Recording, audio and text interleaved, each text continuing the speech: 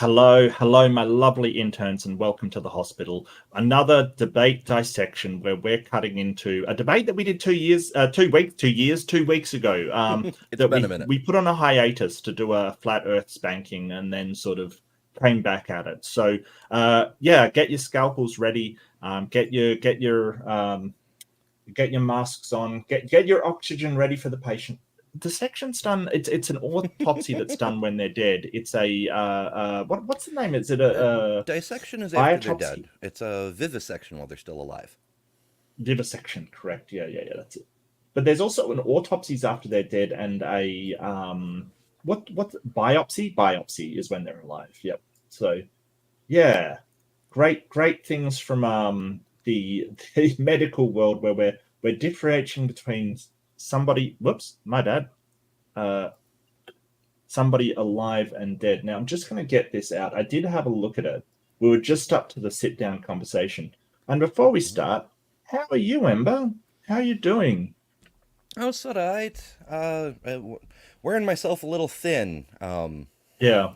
Had an interesting time yesterday. I stopped by Neil's for Dr. Tapioca Weasel's induction into the club. Yeah. And then stayed for the after party, and then went over to Stephanie Helms for the after party, and then went over to Shills University for the after party. So it was like 4 a.m. when I actually got to bed. But, details. Wow. All right. Yeah. Wow. Jeez. Okay. Well, I'll find this. I'm glad you're doing well, but don't stretch yourself too thin. I've really had to sort of take breaks to myself doing this, because it can be, a lot of, suddenly it's like 2 a.m. and I didn't realize, and I'm still working on this thing kind of stuff. So, I see you found the new emote. Just be careful with that. That is the ban hammer. That is going to come down if people start preaching in chat and being really, really horrible. So, don't get the ban hammer. Okay. Don't.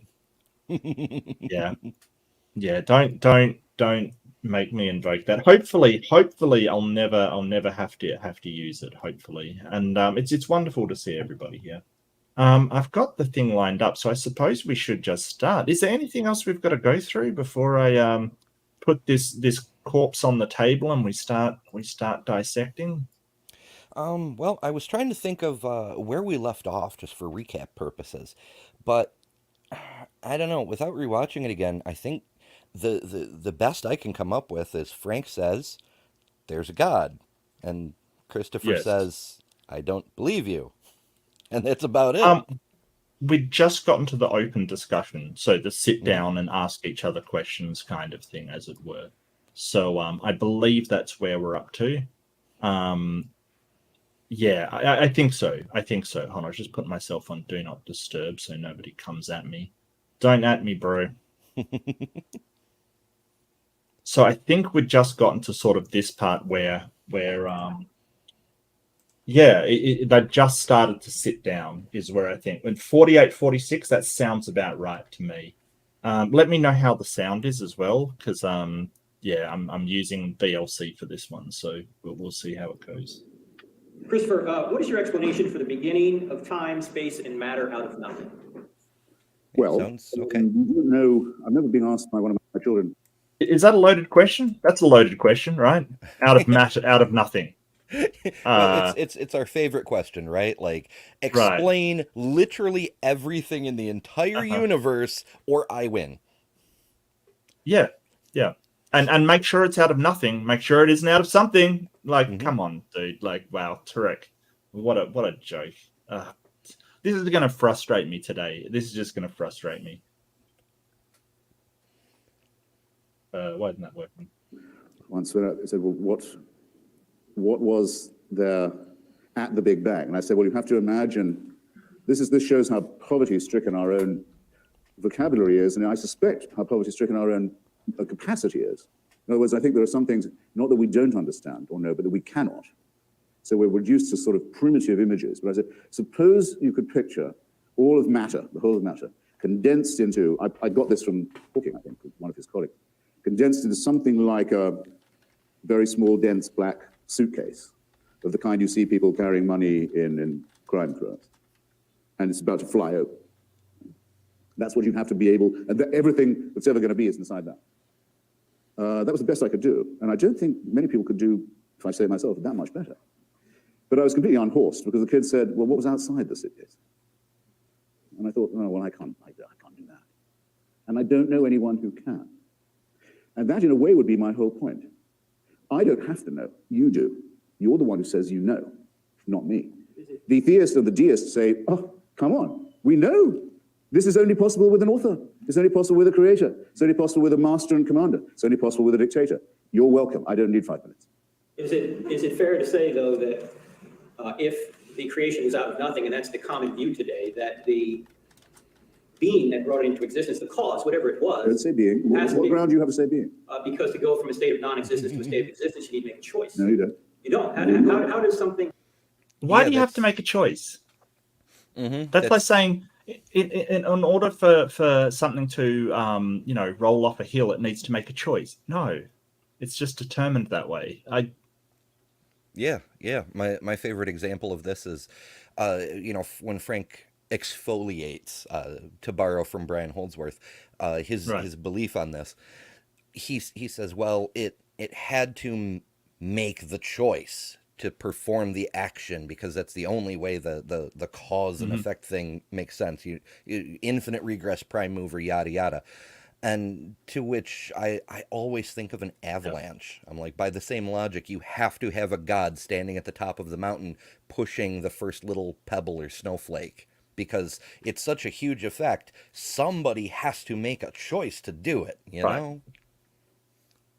So just say you get sort of, just say potassium to argon, for instance, right? The K, potassium, which is K, decay, right? I can't remember if it's an alpha or beta decay, but anyway, so out of that, argon is created. Let's say it's created, just to use that phrase. What made the choice to do that? Nothing made a choice. It's just a natural process. Like, what are you talking about? It's an interesting concept, how in any kind of radioactive decay, like we have to measure them in terms of half-lives because there's so much unpredictability in exactly when the decay will happen. It could happen now. It could happen a billion years from now. We don't fucking know. Individual particles, yes. The individual isotopes, yes. But we know that the half-life is incredibly precise. That at that half-life, exactly half of the parent element will have decayed. Yeah, which by Frank's reasoning means there's a bunch of tiny little Jesuses inside every atom, getting ready to make the choice. Right. Your Jesus thing goes, well, now we've got to make sure this half is exactly on. Where are you getting this choice from? The choice, how does first of all, there was no nature, there was nothing. So if there was nothing, how do you get something from nothing without cause? How do you get, I can answer the same question the way I did before. How do you get so much nothing from something? You look into the night sky. If you're in, say, the Carmel Peninsula, you can't do it from many parts of Virginia now, but if you are in certain parts of California, as I was recently, you can look into the night sky and see universes blowing up and bursting into flame every night of the week, several times.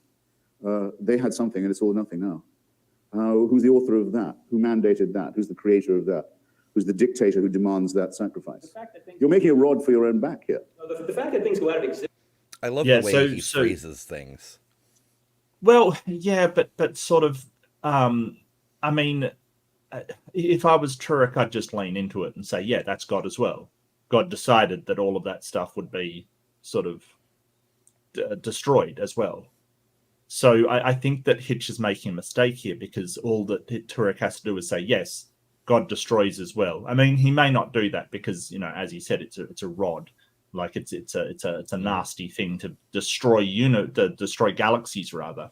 But I don't think it's a particularly good argument because Frank would just have to say, yes, that's God too. Everything's God. I think he can read his opponents to some extent, and maybe, he knows Frank's not going to go there. So it's kind of like playing with his food. But it is more poetic. Like, yeah, I've been in this same position a couple of times. I tend to go with, well, what do you mean by nothing? How do you know there was nothing? Like, what does nothing even mean in this context? But that's, because I have some, the physics brain going on, whereas Hitchens is happy to go with the poetic route and be like, well, galaxies take flame and vanish into the void, Well, and also you could sort of point out that the people that do believe in creation ex nihilo is the theists.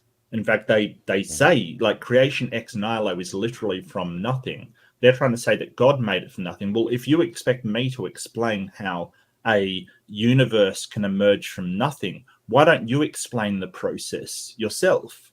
You can't just say God. That's not an explanation to the process. If you want that level of sort of sophistication and detail out of me, I don't see why I shouldn't expect the same level of sophistication and detail out of you. But you think that God is an explanation when it's not. I could say magic, and it'd give exactly the same amount of explanatory power as God. It doesn't explain anything. Universe creating pixies, all the and when God does in the scriptures and things wave his magic wand around, it usually at least makes an attempt to explain how things are happening. Like God does the thing and creates Adam out of the dust. So there's things and breathes life. Yeah.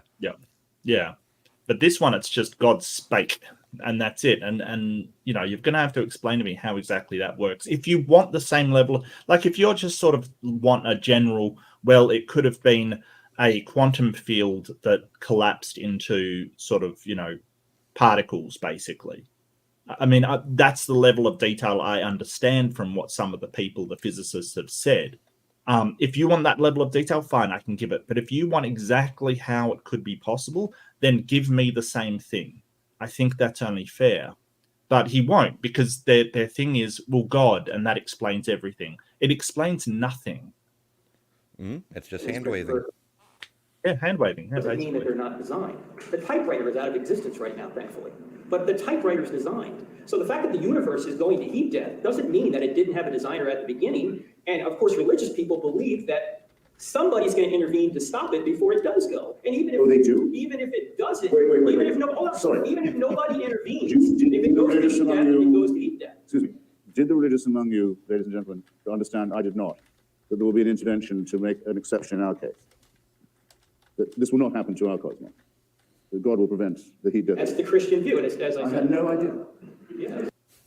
Yeah, I think Turek's idea of the Christian view is his view, right? Because Christians believe all kinds of different things, but to Frank, they're not real Christians unless that, he really is sort of, hijacking the bus, the God bus, that, this is what Christians believe, kind of thing. I don't know. I mean, Aunt Ger, it's a good point. Typewriters, I have no idea what he was making with that point. Like, I have no idea where he was going. I'm baffled.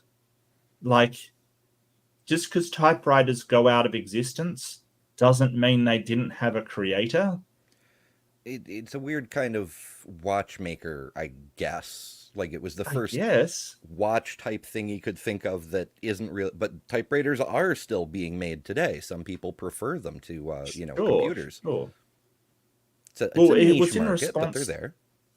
Well, it was written in response to sort of, Hitchens pointing out that there's a great deal of decay and chaos and devastation going on. So why make it if there's all this devastation? And he's like, well, typewriters went out of. I mean, we didn't make typewriters to go obsolete. We didn't have that intention in mind when we made them, right? That isn't what we're after. I just, that analogy just, it irks me. That analogy doesn't work. It's worse than a false analogy. Yeah, it's kind of just pointless because, the God made the universe to be destroyed. That's his whole point. Okay. If you come across a typewriter on a beach, indeed. That a new heaven and new earth will be created. Genesis is paradise lost. Revelation is paradise restored. It sounds fatuous to me. Again, how do you get something? I am not the one who has to answer the question. Excuse me, you're the one who has to answer. But you're the one who claims to know. You say there was a creation moment and a creator. I want to know why you're changing the subject and saying to me, how do I not know this?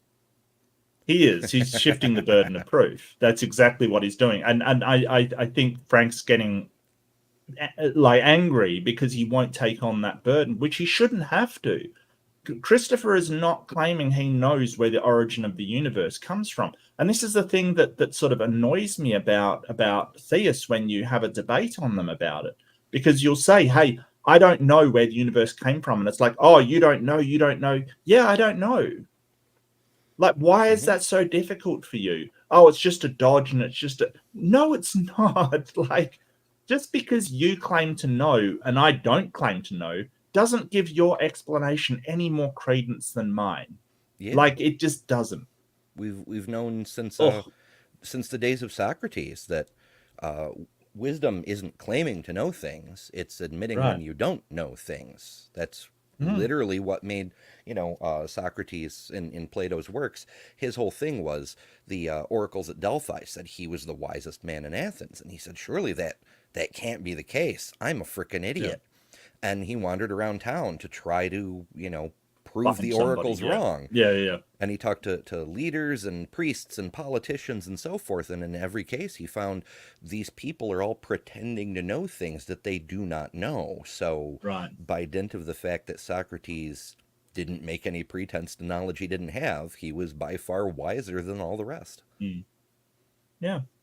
And so the thing comes, and the thing that I've got recently is and I think Paul Price from Standing for Truth said it. He goes, like, people like Mark, they're happy not knowing. And it's like, no, I'm not. I'm not happy not knowing. I want to know. But any explanation will not do. It has to be the one that is correct, that I have good reason to think is correct. Not just, like these people, they're so upset with not knowing that they'll say, hey, we'll just take any reason at all. And just believe in that.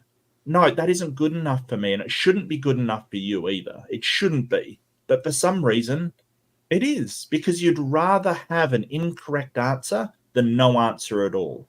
And that's poor thinking in my estimation, quite frankly. When you pretend to know things, you stop looking for what the real answers are.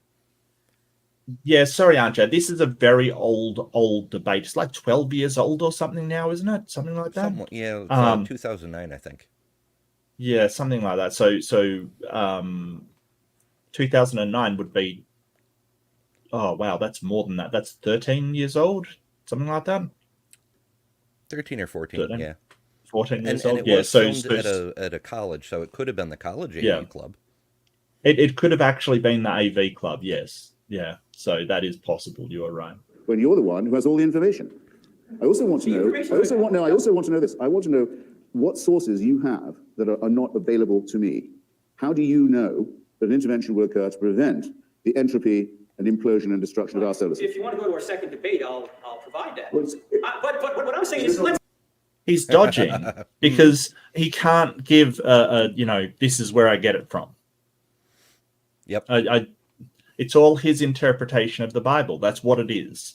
It's the way he interprets it. And as we've seen, not all Christians believe the same thing, but instead of saying, hey, that's how I interpret the Bible and that's what I believe. Okay, but, I think it's insufficient for knowledge. He's going, oh, we'll do another debate on it. Okay, I don't think Turek wants to step into the ring with Hitch again. He's getting slaughtered. They actually did do a second debate. Oh. I'm not sure if it was on the topic that Turek wanted, but they did do a round two. Okay. Let's say there's no intervention. Let's say there's no intervention. We go to heat death. Does that mean that the universe was not created and not designed? It doesn't entail that belief, no, but it makes it. Okay, so it makes it seem a very capricious designer. Shall we say, rather, as I said, it's an old verse of Phil Grebels, created sick, commanded to be well. Why would people be told, okay, I can create you, but I'm going to create you with original sin, misery, shame, death of children, disease, and so on, just to see if you can pass a test that would mean I might not send you to hell. I don't say that didn't happen. I say that I'm very glad that the evidence for it is very scanty. And I accuse those who do believe it, and I can't have been surely misunderstood on this point, of harboring a very sinister desire to live in a totalitarian system. How do you define sinister? Let's hit the design of it. It's the best he's got. Left-handed is the original meaning. That's how I'm defining it. Because sinister actually at one point meant left-handed. Mm-hmm. That's where the word to comes the left from. side, yes. Yes, to the left side, yes. Or left, yeah. Yeah, it's just all of that. And that's the best Frank has. How do you define sinister? Come on, Frank. Yeah. So, I mean, he could lean into it and sort of say, no, you're right. Hitch has got his number because he wants to absolutely... Like, if he didn't believe in the omnibenevolence of God, he wouldn't have to take this tack. He could just say, hey, God's capricious. God's a jealous God. God can do whatever he wants. You know, basically... Even God works in mysterious ways. He does things that we see as horrible, but they aren't really because we don't understand everything God's up to. There's problems with that, but yes, it's a better tack than what he's doing at the moment, which is sort of trying to sidetrack into definitional disputes. You know what he means by sinister, Frank. Don't play the fool like, oh, I don't know what you mean by sinister. Of course he does. He means evil. He means immoral. He means, you know, just any of the things that you want to substitute for sinister. Come on, Frank. Concentrate. And you can see Frank getting really angry. And I love how Christopher's just remaining the most calm person in the room. You know, he's just, Masochism. I regard masochism. I regard masochism. Beyond you that... I'll say that I think masochism is a sinister and creepy impulse. Yeah, Mr. Hitchens. Yeah, if you want me to explain exactly what I mean a certain type of masochism, which is the sinister and creepy. Yes, like. Why did Frank go down this road? He shouldn't be asking for definitions. Somebody with the vocabulary of Christopher Hitchens, if you know what he means, don't ask for definitions because he will clarify in great detail. And then you're in a worse spot than when you started out, right? Mm-hmm. It's like when Sam asks us about definitions and then we explain it. He's always in a worse position than when he started out, just saying, well, I know what you mean. And, you know, that's Redefine Living, who's interesting. And he does like to redefine things. Yeah, he'll ask for your definition and then you define it. And he'll sort of, you know, sputter and glower at you and, you know, have a bit of a hissy fit. And he's in a worse position than when he started. Like, a bit of charity would have actually done him good. Like, if Frank went, okay, like you said, like, you see it as sinister. I get that. But God sees so much more because, you know, rada, you know, then move to the omniscience. He can see the outcomes better than you. It just looks sinister at this sort of short term. But in the long run, you know, you're absolutely right. He could have made an argument out of that. But instead, he goes down this track. Oh, boy, Frank. Yeah. I feel like throwing him some floaties or something. Frank. He does need help. But I do want to offer one tiny criticism of Christopher. Masochism isn't necessarily a creepy impulse, far be it from me to kink shame anyone who may be into that sort of thing. But consent is important.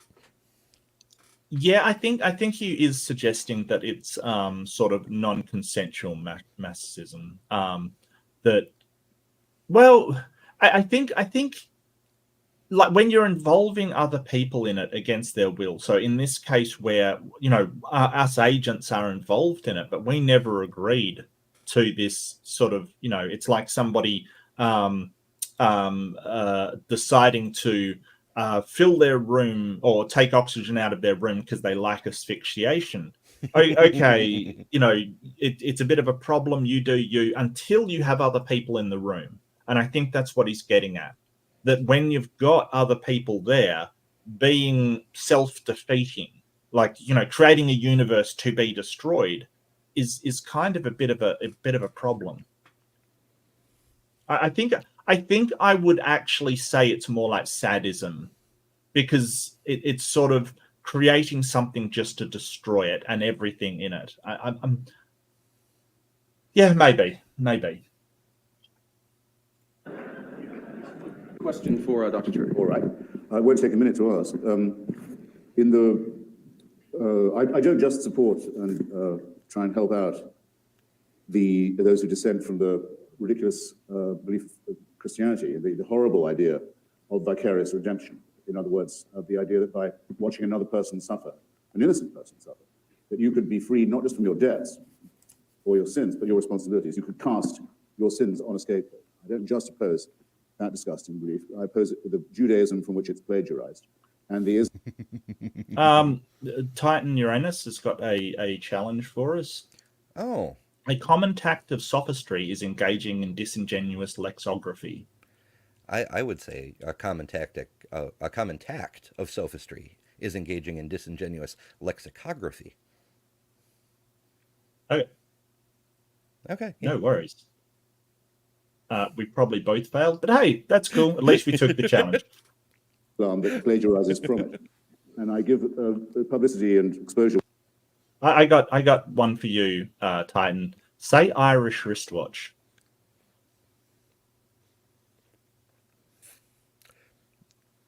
That's why we Irish folk use pocket watches.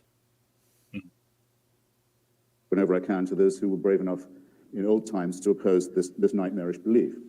And one of the great opponents of the Islamic totalitarianism in ancient Persia was the great Omar Khayyam, perhaps the greatest poet of old Persia, whose Rubaiyat, I'm sure, is known at least to some of you. And my favorite verse of this comes from the Robert Le Gallienne translation, and it takes the form of a question.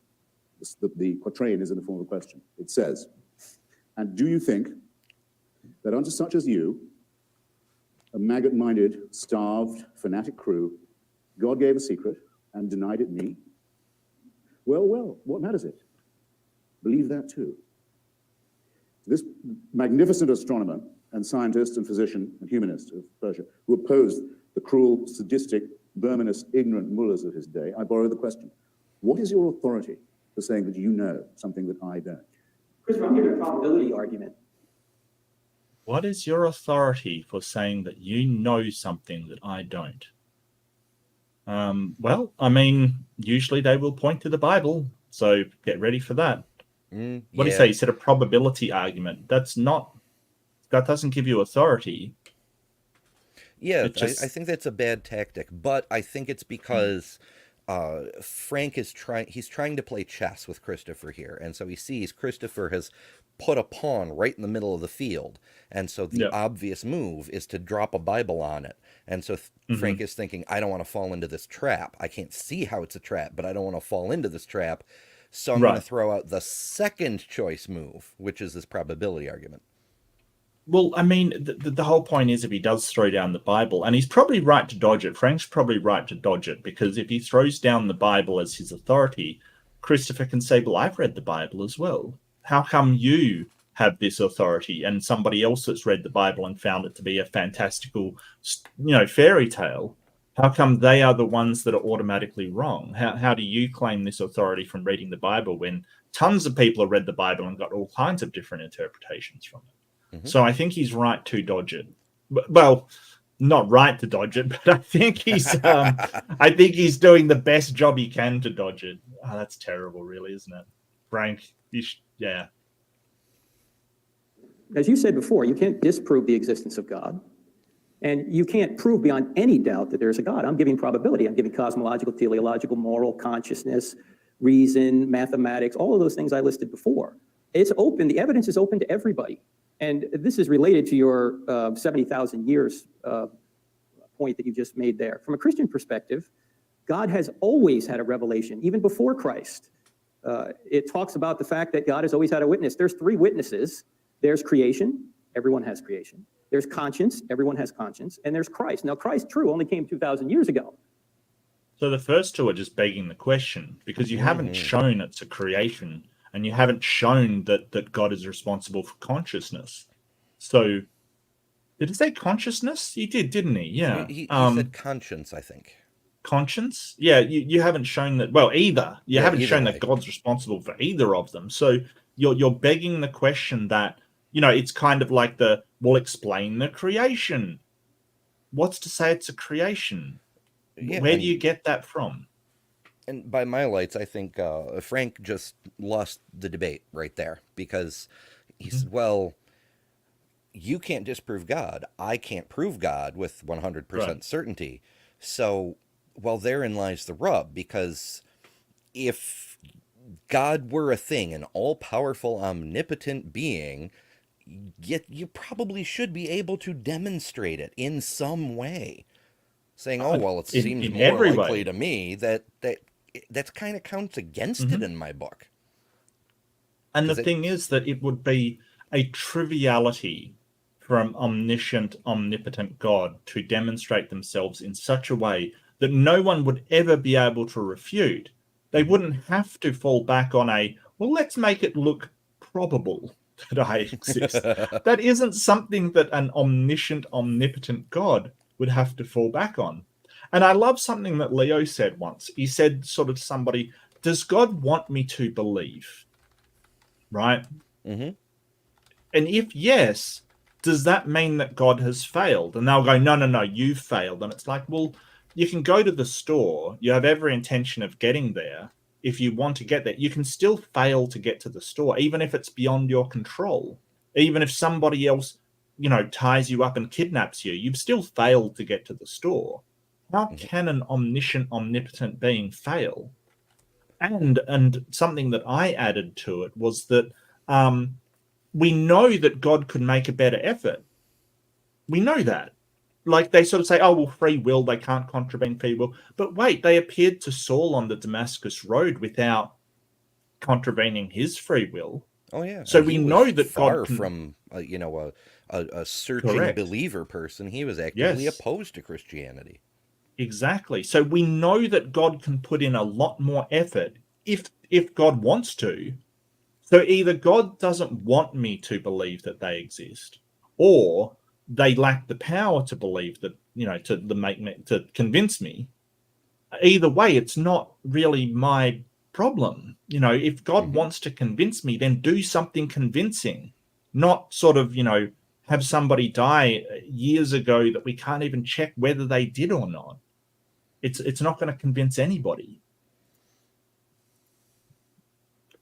And I know this because a lot of religions claim a lot of mythical figures from a long time ago were magical. And, people don't believe those as well. So God should understand that ones. Sure. My favorite example to bring up is Sai Baba, because people who witnessed him are still alive.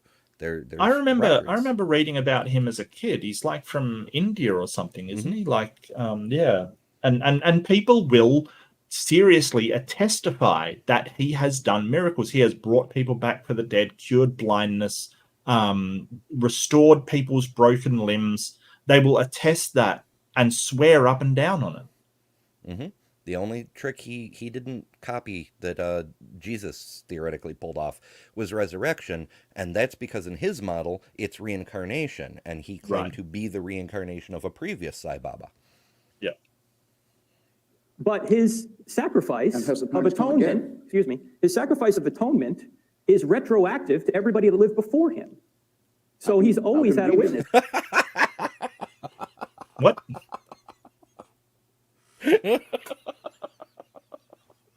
His sacrifice was retroactive. Well, so people that didn't believe in Jesus because they had no idea that Jesus even existed are retroactively saved. I don't understand how that works. Well, if Frank is right, and that is admittedly a stretch, but if Frank is right, none of us have to worry about anything, because when the second coming happens, it'll retroactively save everyone else. I don't think Frank thinks that. I don't think the second time around is retroactive. Why is the first time round retroactive? I'm trying to think of where that thought comes from, and the best I'm coming up with is it's one of those non-written things that the church believes in anyway. And the idea is after Jesus was killed, but before he ascended to heaven, he went to hell and collected all the old Jewish saints, because they were in hell since they didn't believe in Jesus, but it wasn't their fault because they couldn't believe in Jesus. There was no Jesus. So he retroactively saved them, even though they spent centuries burning in hell for not believing in a Jesus that they couldn't have possibly believed in, because God is so just. That's so harsh. Yeah. That's so harsh. I mean, can you imagine him saving people and it's like, oh, by the way, I'm Jesus and I'm here to Who? Ah! It's just... What the hell? It is quite convenient, and that is the very nature of God. You're absolutely correct. Good, Frank. It is quite convenient. My explanation is quite convenient, and that is the nature of God. It's convenient. It's what I look for in a deity. Convenience. Like, come on, Frank. You've got to know how this sounds. The crowd is laughing at you. Yeah, it's like, yeah, it's a convenient explanation. You're right.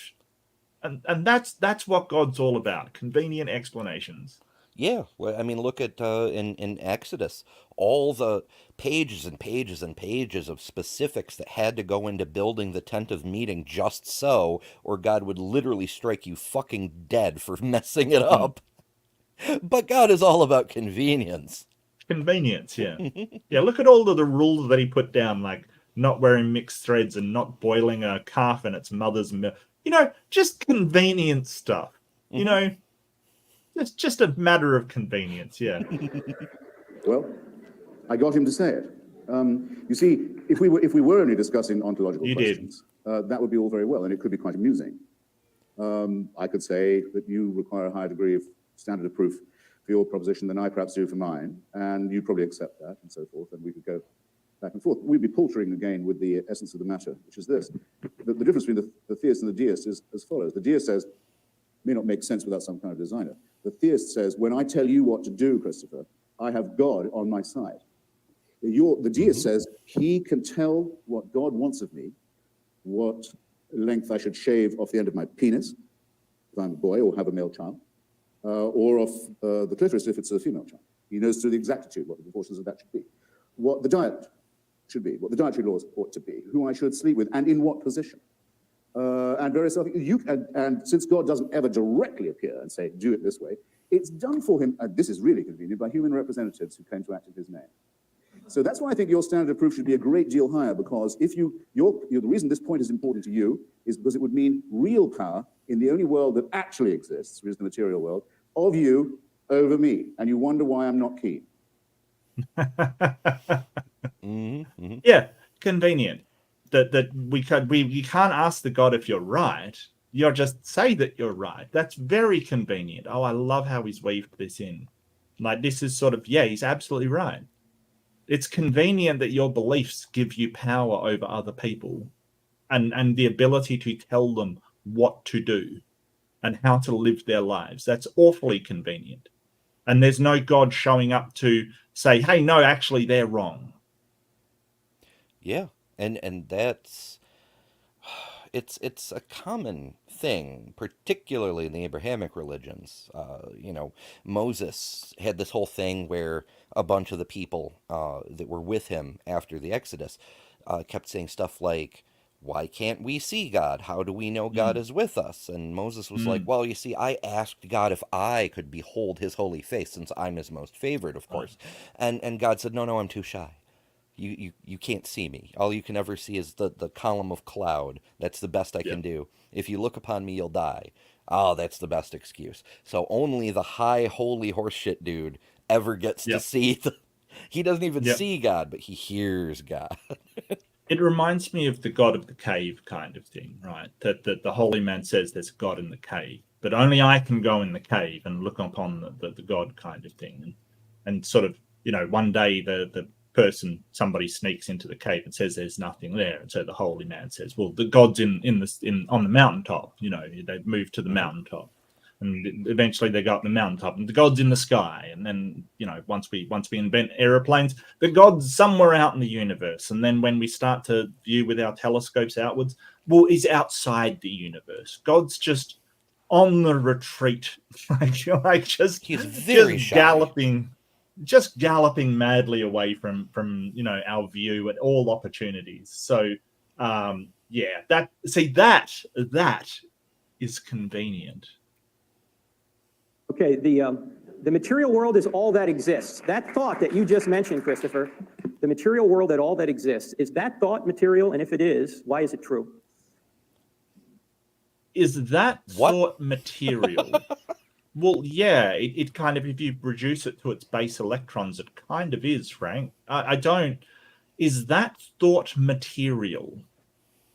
Do we have any evidence of non-material thoughts? Is the like concept material? Is he aiming at metaphysics? Like, oh, your thoughts have to come from Yes. beyond because your soul or whatever. Yeah. So I think he's aiming a bow at Neoplatonism, just this idea that concepts do exist somewhere, an ideal form of that thing. So, like, they're sitting on the chairs. So somewhere there must be an ideal chairness that exists that's applied to all of these chairs. It's a weird thing. I've never understood why anybody would believe that. I think we just use sort of a chair as a label, that we have our thoughts and they have concepts, and the concepts aren't real, but behind the thoughts is sort of neural patterns. Like I don't see why there needs to be a supernatural thing for me to entertain the concept of a unicorn in a tutu. That's a hell of it doesn't a seem to make any right. Well, it doesn't seem to make any sense. But at the core of it, I will have stored a memory of, made up of electrical signals. When you get down to the base and arrangements of matter, of what that entails. So. But the concept itself isn't real. So he's playing this game where he's sort of saying, well, if you think the concept isn't real, then your thoughts aren't real. And then how do you know you're thinking it? Like, if the concepts aren't material, then thoughts aren't material. Problem is, Frankie baby, we can measure like thoughts in an MRI. We can sort of tell what areas of the brain are lighting up that contributes to these thoughts. So yeah, brainwaves and neurochemicals. It's freaking sorcery. Yeah, that sounds like casuistry to me. But I mean, I certainly think that that everything that I am capable of thinking, saying, feeling, and so forth does depend on my continued existence as a, what shall we say, mass of molecules. Or I shoot me in the head, and I can't go on like this. Don't tempt him. The debate's going very badly. It's true. He's been on the defensive at best. Yeah. But it's an aside point, but it's almost a point in its own right. Like, if the brain or the mind properly is part of the spirit or the soul or what have you, if it's a metaphysical dualism, supernatural thing, then if someone did get shot in the head, they should be able to continue thinking, and yet that's not what seems to be the case. Okay, so dualism says, and the tack that most people that believe in dualism will take is that the brain's like a receiver, really, and a transmitter, that you're accessing sort of some sort of spirit that is using the brain to do the thinking, but it is independent. So when you get shot in the head, basically, your spirit is still thinking. It's just not, going through the brain and coming out of your mouth or in your head, kind of thing. I think that, that seems like a bit of a crutch. And the one that sort of always sinks it for me is the split brain patients, the ones that have their brain separated by the corpus callosum.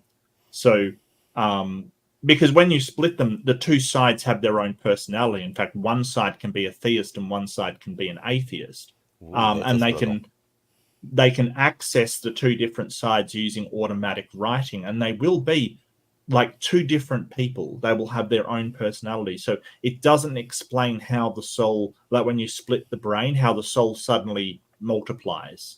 That doesn't explain it. Whereas, having the mind dependent on physical structures, it does explain it. Because there's a number of redundant systems in the brain. I take a slightly different tack on approaching the dualism thing. I've been under anesthetic before, and when you're knocked out, knocked out in any form or fashion, I've also been knocked out the regular way by very heavy tree branches landing on me. When you lose consciousness, and then you come to, there's no sense that time has passed, unlike sleep. Correct, yes. Right? So same with anesthesia. Exactly. It's just, there's just a gap where your consciousness isn't. It's not even a sensation of lost time. You just jump forward in time.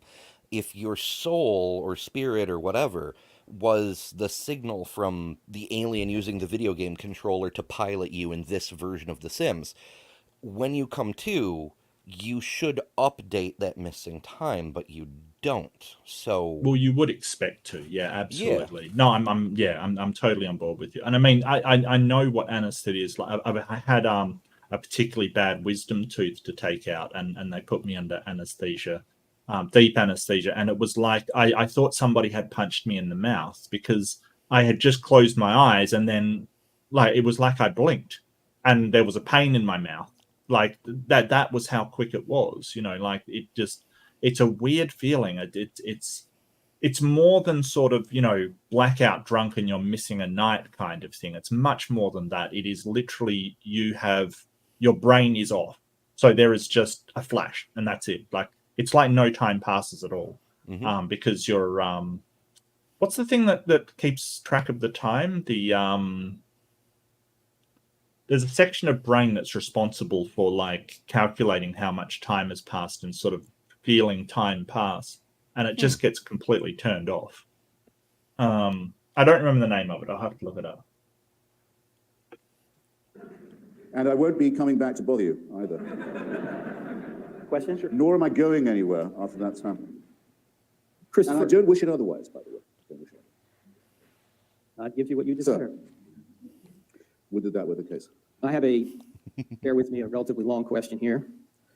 After admitting that an unborn child is a human being, you write on page 221, and thankfully you say in the book that it's nonsense that an unborn child is not a human being. You admit that the unborn child is. You say this, and I quote, "There may be circumstances in which it is not desirable to carry a fetus to full term. You then go on to advocate termination of pregnancy if birth control fails." Here's my question. Why is it that according to you, when God plays God by taking a life prematurely, really, we're going to abortion? That's the best you've got. Does God exist? Abortion. Not just abortion, but Christopher's opinions about abortion. How does that prove a God exists? Frank, you're terrible. Like, seriously, there's a million other arguments you could have come up with that's better than this. In the Old Testament, for example, it is a moral outrage. But when you play God by taking a life prematurely through abortion, it is a moral right. Well, it's a false distinction. I mean, that's not what I say. I mean, I say that the great abortifacient is, I would say, nature. I don't say God. Of course, God does not decide. So many pregnancies are not carried to full term. Nature knows, in the case of our species, as with every other mammal and primate, that some fetuses are not going to make it and flushes them out. But that's just a brute fact. We wouldn't be here if that wasn't the case, because we're, as you know, adapted biologically to an environment we've abandoned, the savannah. That's why we have appendices that are designed for grass eaters, and you know all of this. It's all... I'm not sure Frank does, mate. I'm not sure Frank does. Does Frank even believe in evolution? I don't think he does. I'm not entirely sure. I thought he was a young earther.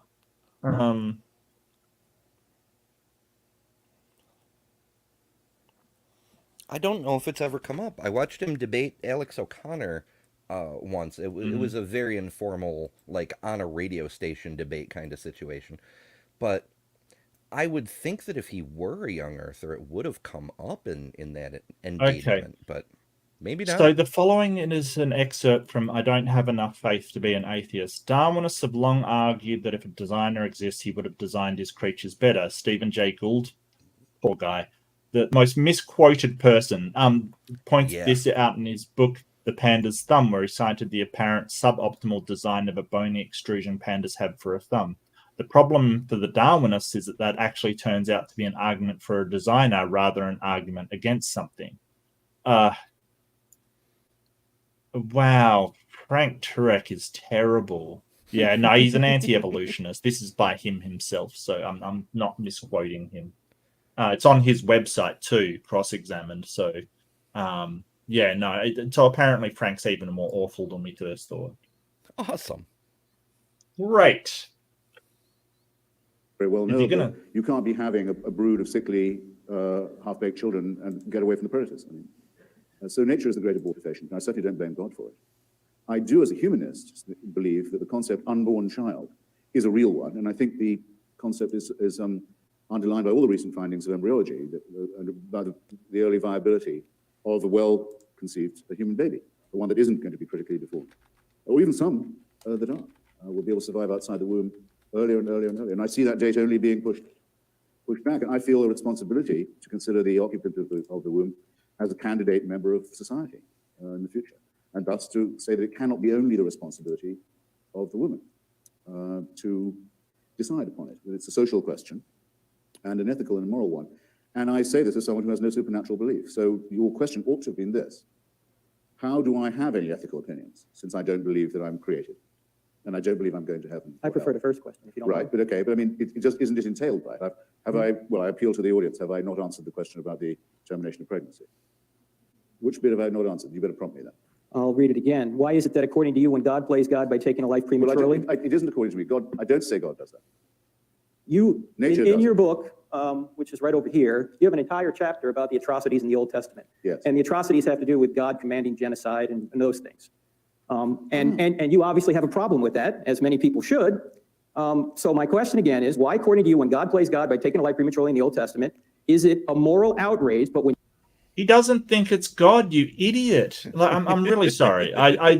He thinks it's people speaking for something that doesn't exist in order to achieve their own ends. That's the problem. Yeah, he just laid that out. Like, yes, the whole it has to come through a human mouthpiece. Very convenient. Yep. Like, he doesn't think it's a god. So what he's saying, it's immoral that people are speaking for a non-existent deity to get others to do what they want is largely immoral. And yes, I would agree. you play God by taking a life prematurely through an abortion, it is a moral right. Once again, I'm sorry if my work is so obscure, but I don't say that I have a moral right to terminate pregnancy. I've given all the reasons that I think hedge that question ethically and morally very sternly, very stringently. And in any case, it's not like saying that every living child of the Amalekites should be destroyed. And an injunction by God to Moses to say he's been too merciful, and he's spared too many children and enslaved too few women, and didn't make the genocide complete. I'm sorry, I've never been accused of, and I expect not to be, if I'm lucky enough, my luck, of any such thing. And the idea there's a moral equivalence between the two, or handling the really difficult question of an unviable fetus and what should be done about it, isn't a moral equivalence at all. So do you want to say that all unborn life is, like you say in the book, is a human being, and therefore you should not kill it? Is that what you want to say to get out of this dilemma, or what do you want to say? No, but I think the presumption, I've long said that the presumption is that the unborn entity has a right on its side, and that every effort should be made to see if it can be preserved. And I think that's an ethical imperative. What I do say in the book is I think the Roman Catholic Church makes this argument immoral when it could be a moral one, by saying that contraception is not to be allowed, by saying that contraception is the moral equivalent of abortion. In other words, to say that contraception is also murder, which is a nonsensical and disproportionate position. I quote some serious Catholics in my book. William F. Buckley, the late, is one. Clare Booth Lewis is another, by saying, if the church says that contraception and abortion are morally the same, it degrades the opposition to abortion. And by making absurd arguments, as it has in the past, Aquinas believed that every single sperm contained a microembryo inside it, and thus that, if you like, I hope I don't offend anyone, hand jobs are genocide. And what's this got to do with God existing? Like, okay.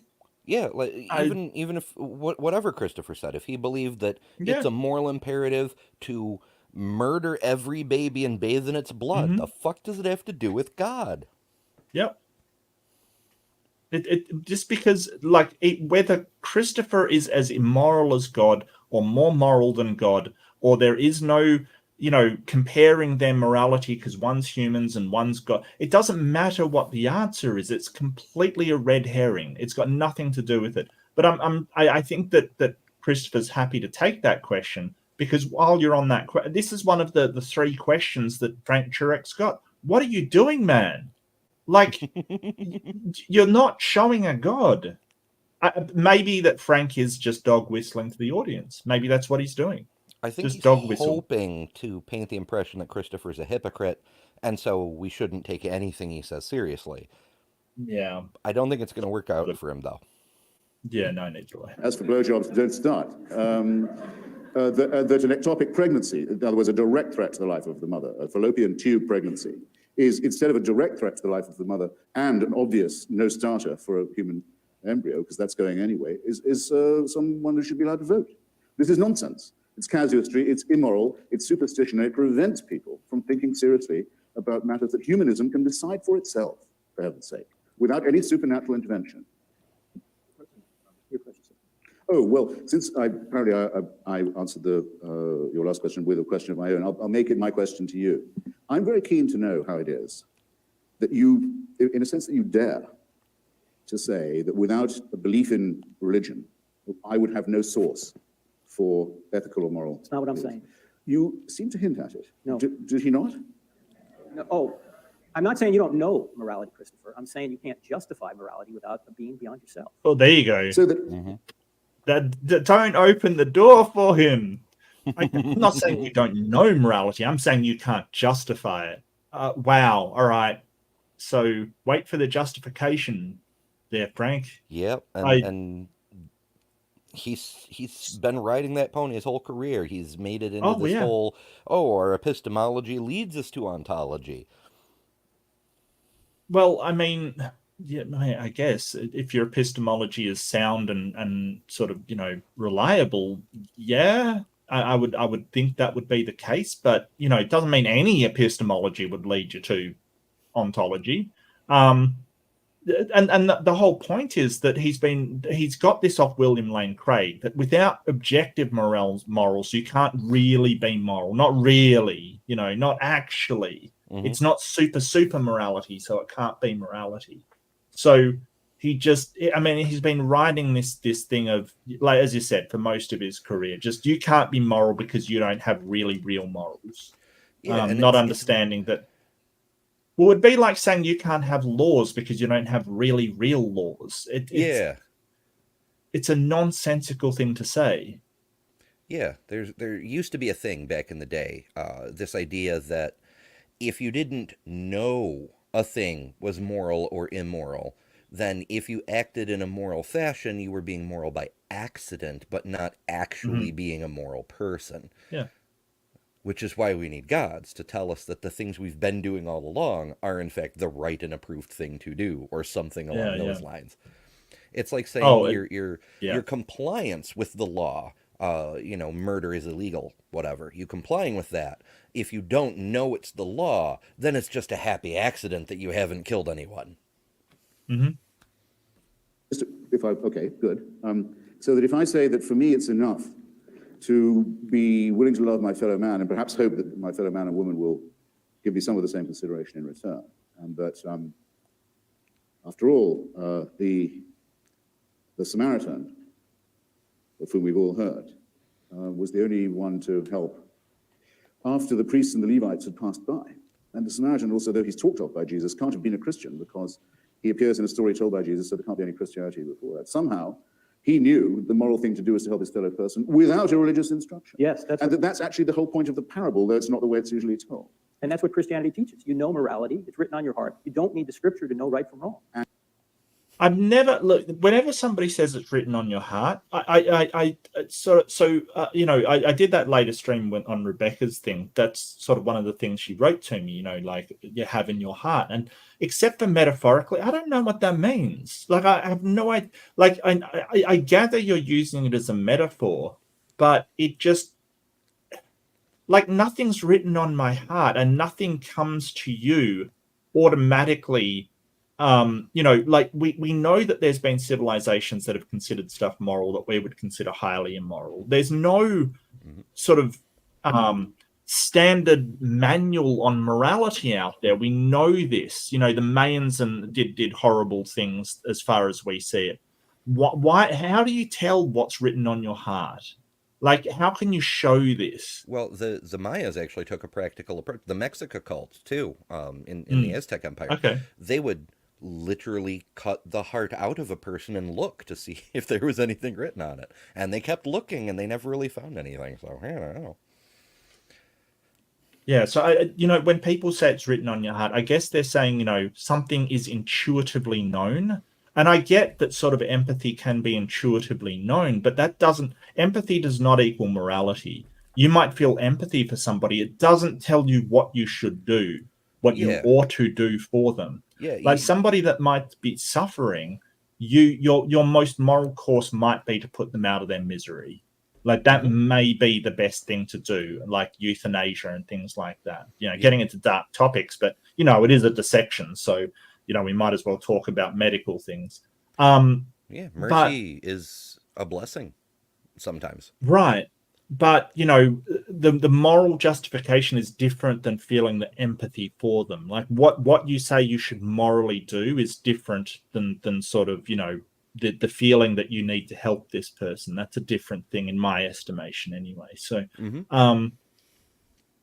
so this whole idea that morality is instinctive is not true. That is not true. Because the most moral thing might not be what you instinctively want to do, which is help that person. If they're beyond help, even though that's your instinct to help them, the best thing you can do for them is to grant them mercy, which isn't instinctive. It's a rationality thing. Yeah, and even if you realize that's the best thing you can do for them, the nicest thing you can do for them, you still have to override several of your own instincts in order to carry it out. Yes, absolutely. Yeah, so written on your heart, I'd see no reason to believe that. You're talking metaphorically. Well, explain what you actually mean. Instead of going to this metaphor, because if you're being literal, then heart surgeons should have gotten a real surprise, a few hundred years ago. If you're being metaphorical, explain what you really mean. Because when you say written on your heart, I don't know what you mean. I'm surmising you're saying it's instinctive, but but I've talked to different theists, and different theists have said yes and no. That is what they mean, and that's not what they mean. They mean it's some kind of spiritual thing from God. It's not instinctive. It's like, well, then what do you mean? Like, yeah, it just frustrates me, this whole thing of using religious metaphors and then expecting people to understand what they mean. Yeah, I don't. It's very much like religious scripture itself. Like the idea is that just the platitudes are self-evident, and then confusion ensues. It's exactly the same with this. It's something people say and then believers nod along with, but when you actually ask them, not only does nobody fucking know what it means, but they disagree about their guesses. And this was only available to us 2,000 years ago. No, you've known it from the beginning of time. Conscience has been on humanity from forever. You'll have to let me press your... Consciousness has been on humanity forever. Okay, sure. What, 6,000 years there, Frank? I don't know. A bit on that. That's not true, according to his own mythology, because we may recall in the Garden of Eden, humans did not have morality at the beginning. They were specifically forbidden from trying to attain morality by the guy in charge. He said, see that tree? That tree has the fruit of the knowledge of good and evil. That will let you see what is good and what is evil. And I don't want you to have that, so don't touch. So humans did not have it from the beginning. And according to the mythology, it was definitely not inscribed on their hearts by God. It was done spite of God's commands. Winston spent a huge amount of his life, and he was a great scholar of Latin and Greek, showing that every one of the Greek Socratic and other moral precepts, all they were just prefigurations of Christianity. These are the best the Greeks could do before Jesus arrived. But because he couldn't face the idea that these solidarities and morality... I love how Frank tries to interrupt, and Christopher's just, keeps on going, doesn't even pay him any mind. Like you are just... This is the kind of stuff that makes him such an amazing debate opponent. It's because he won't fall for this, well, I want to interject something. No, I'm addressing what you're saying. Without even, his entire body language is just, I am reasonably being rational. If you want to join me, that's fine. If you want to sit over there, that's fine too. It's amazing. And You can hear Frank getting more and more stressed. He's losing so badly. You can hear his voice as he sort of, yeah. Look, Hitchens, some of his arguments are sort of, I think, poorly thought out, but there's no doubt he is an amazing debate opponent. Like his little depth of knowledge, his vocabulary, the way that he strings things together, just amazing. And understandings are innate in people and don't require divine permission. I just have to ask you, if you could do it plainly, which side do you come down on? Do you think we need divine permission to act humanly to each other? No, it has nothing to do with permission. It has to do with the ontological category known as morality. Where does morality come from? Does it come from the benzene? Ontological category known as morality.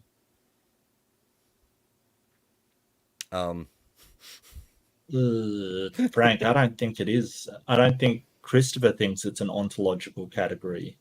I think it's a human construct. I think it's a way so we can work together. I don't. Yeah. Oh, Frankie. Yeah.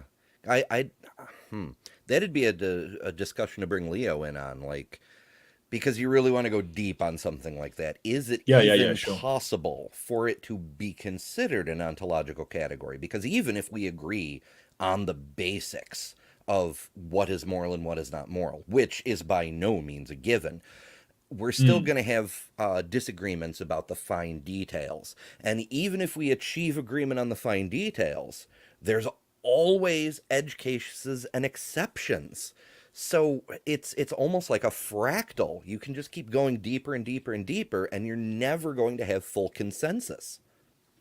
Well, I think sort of regardless of people's positions on morality, if you are a moral realist, right? So if you think that morals are actually something that exists really in the world, then a configuration of morals will be I guess you should say the maximally, the ontology of moral maximum kind of thing. Do you get what I mean? Like there's going to be a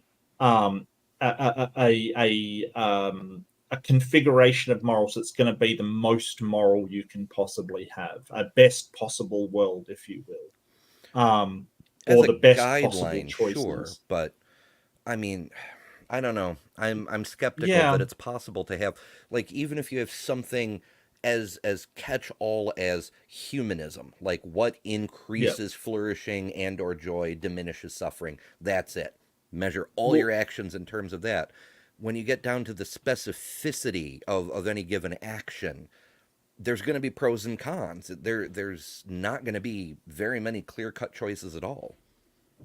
Yeah, I suppose so. Although the moral realist wouldn't say, choose a category. They would say there is a real instance of this will be moral and this will not be moral. It's not up to interpretation in the slightest. It is a actuality, actual real concrete that certain actions are really moral or really immoral. It isn't up to interpretation at all.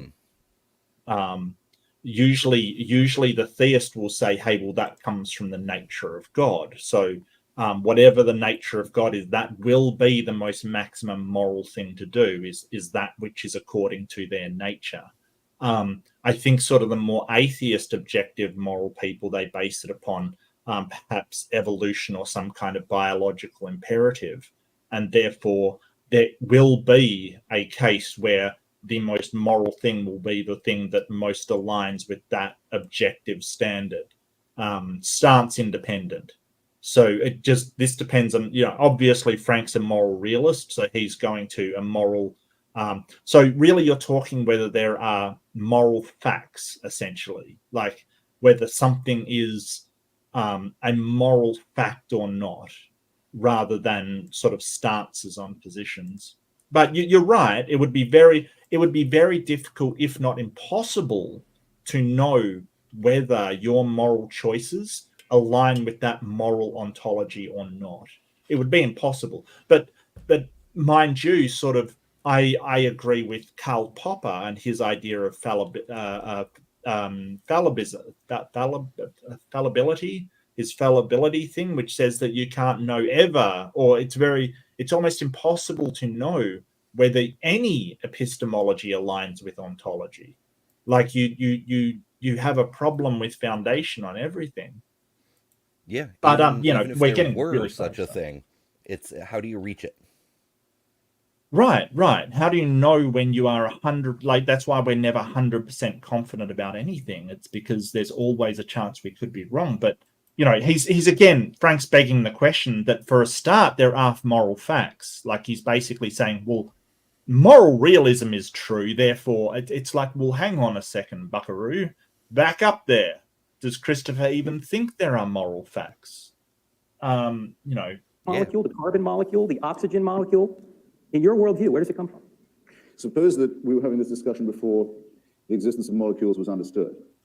It's irrelevant. No, it's not, because the discussion about where does the good come from was being conducted before Lucretius developed the atomic theory, before Democritus and Epicurus, I should better say, understood that the whole world was made up of atoms and molecules. Before that was known, people were arguing, why do we behave one way to our fellows, and we call it good, and another way, and we call it wicked? Because it's written that you can't. I don't think you can build in a molecular distraction.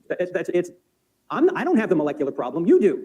So you're a materialist. I'm trying to ask you, where does morality come from in a materialistic worldview? Well, did I not just acquit myself of that charge and say that the argument precedes the knowledge of the atomic and molecular structure? No, it doesn't. No. Not that I think, by the way, that the atomic and molecular structure is irrelevant, and it could be that we might find out that there are, who knows, pheromones or other phenomena that do have an influence on our moral conditioning.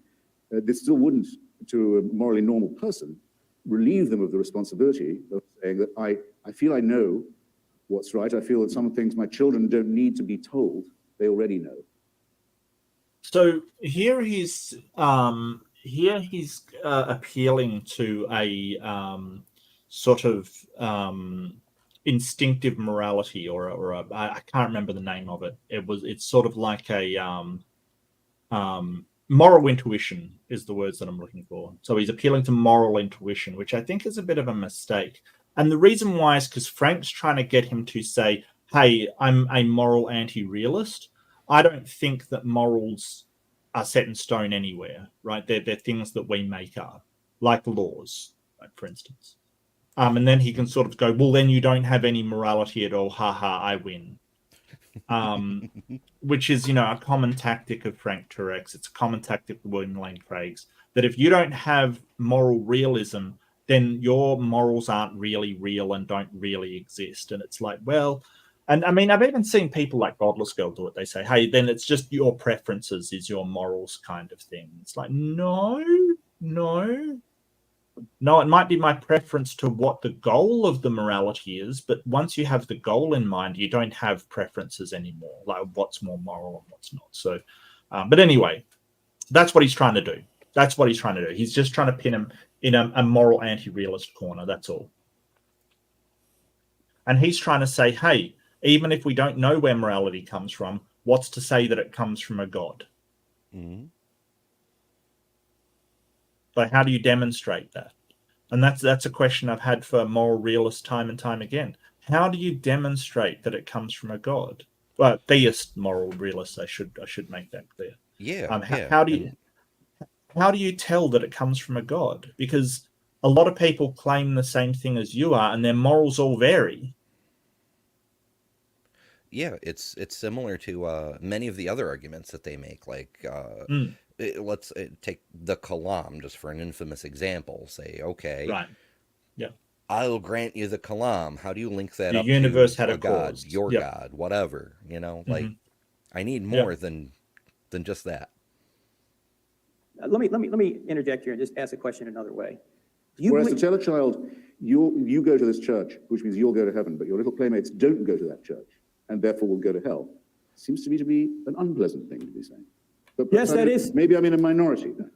That could be an unpleasant thing, but how do you... Actually, an evil thing. Let's call it evil, Christopher. Only a religious person would dream of saying. Let's call it evil. Where does evil come from? Religion. You walked right into that. And that's the meme. That's the classic clip from this debate that's echoed through the ages. Where does evil come from? Religion. Yeah. Yeah, and so when we're using that language, I don't think, people will say that person is evil, and it has a real religious connotation.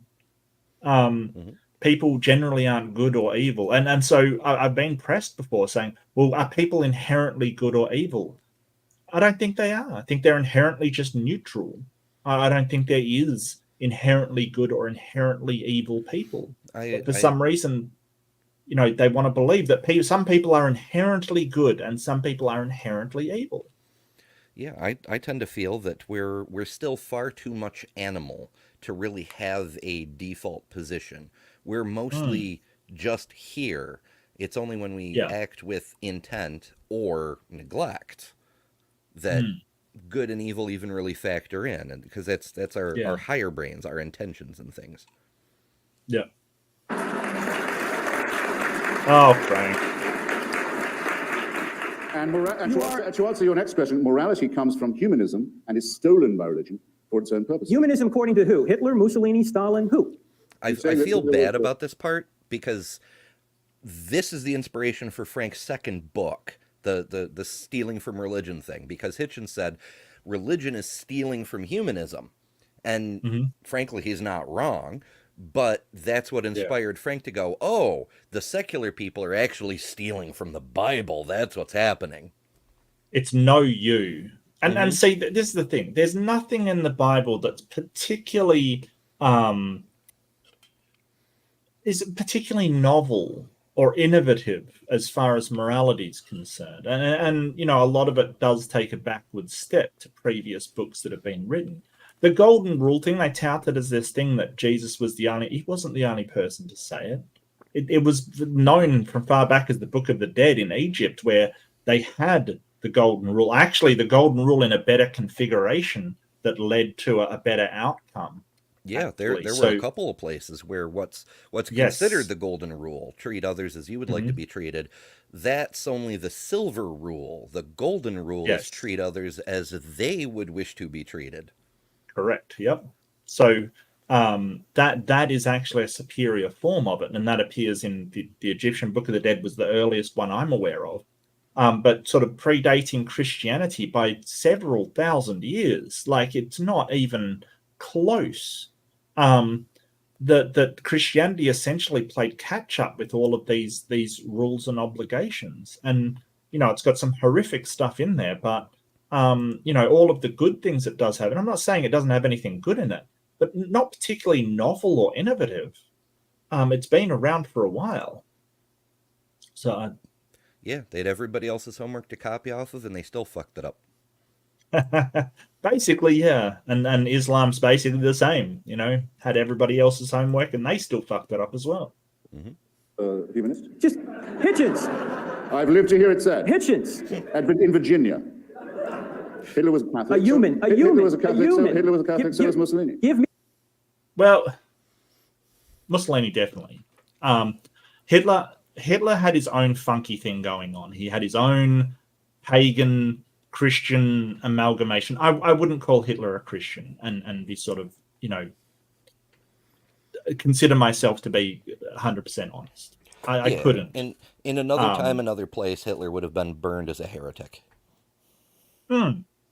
Absolutely. He disliked the Catholic Church. He had his own ideas of divine right and inspiration. He certainly wasn't an atheist, but he wasn't a Catholic. Now, if you want to say most of the Nazis were Catholic, now you're on a lot firmer ground, because that is true. A lot of them were Catholic. In fact, the majority. How does morality... He's getting a bit shrill, isn't he? How is morality? He's stretching to reach for the last few shreds. Where's that argument I can club him with? Sure, I left it around here somewhere. How? Exists. If it's just my opinion against your opinion, and there's no standard beyond.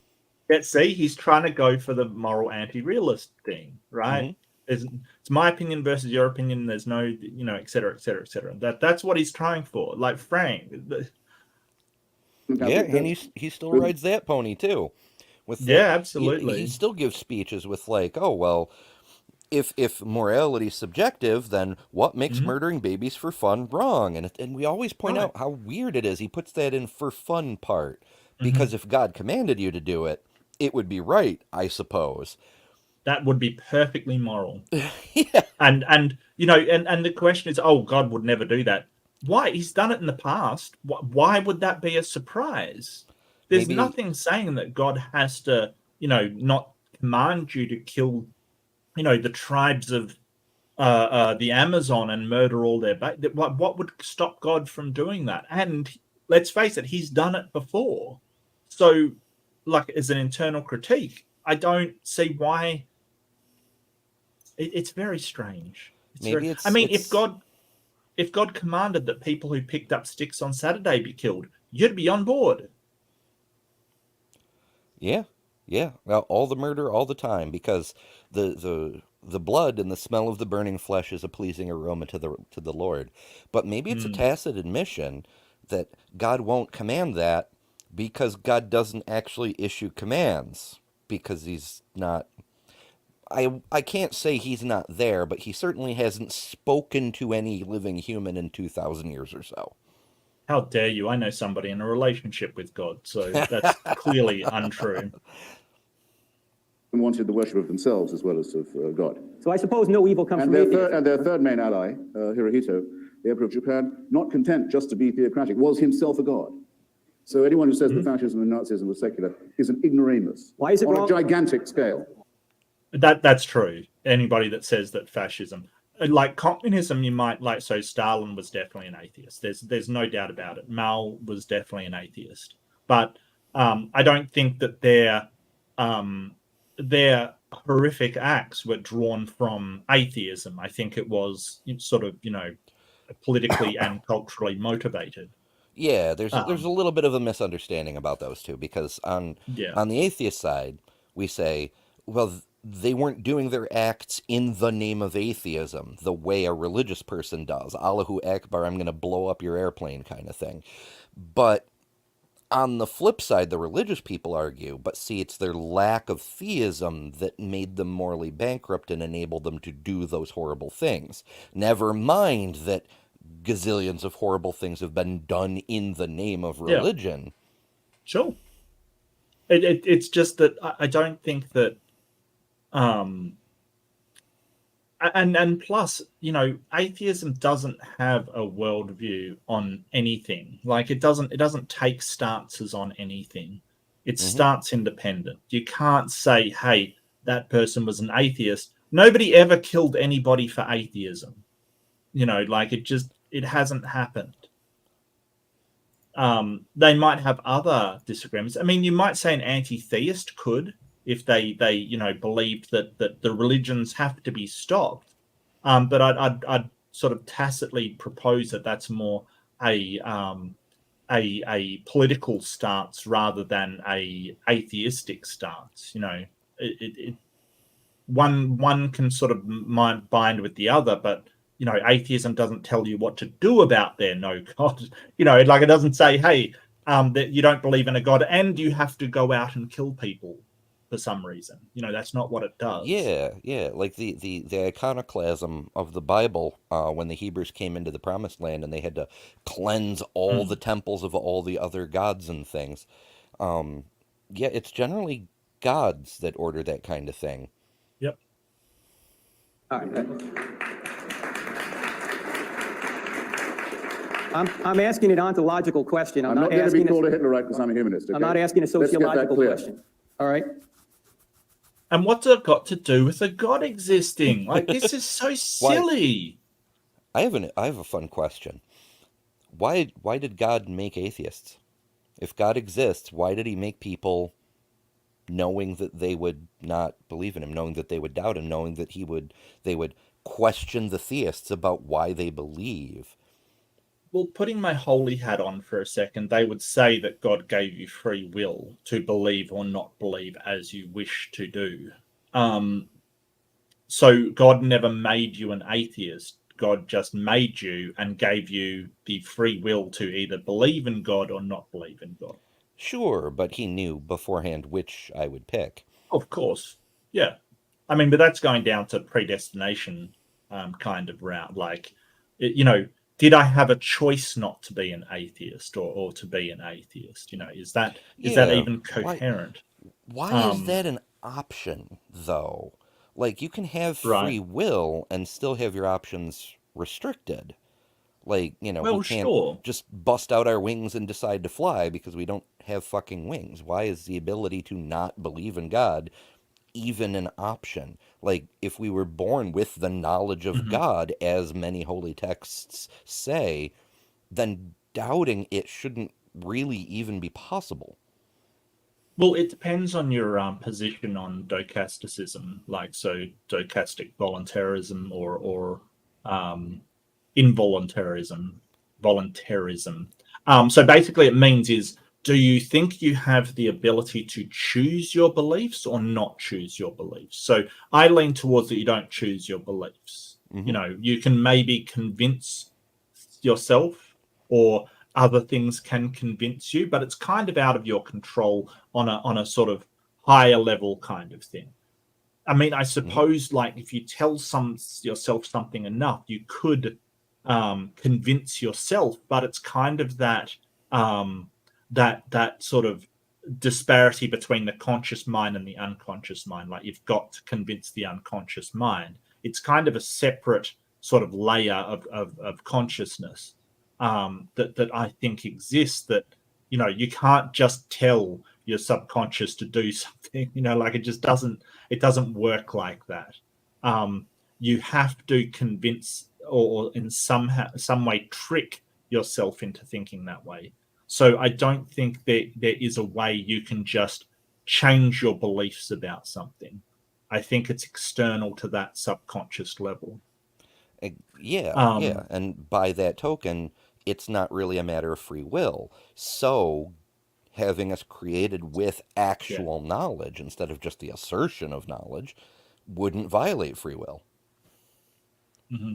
Yeah, and I got to learn how to pronounce that word better. Doxastics. Anyway, it just means that we frown on doxing. Like, I don't think, but sort of, so if you believe you can change your beliefs and you believe in free will, then yes, you will believe that you could just believe something else.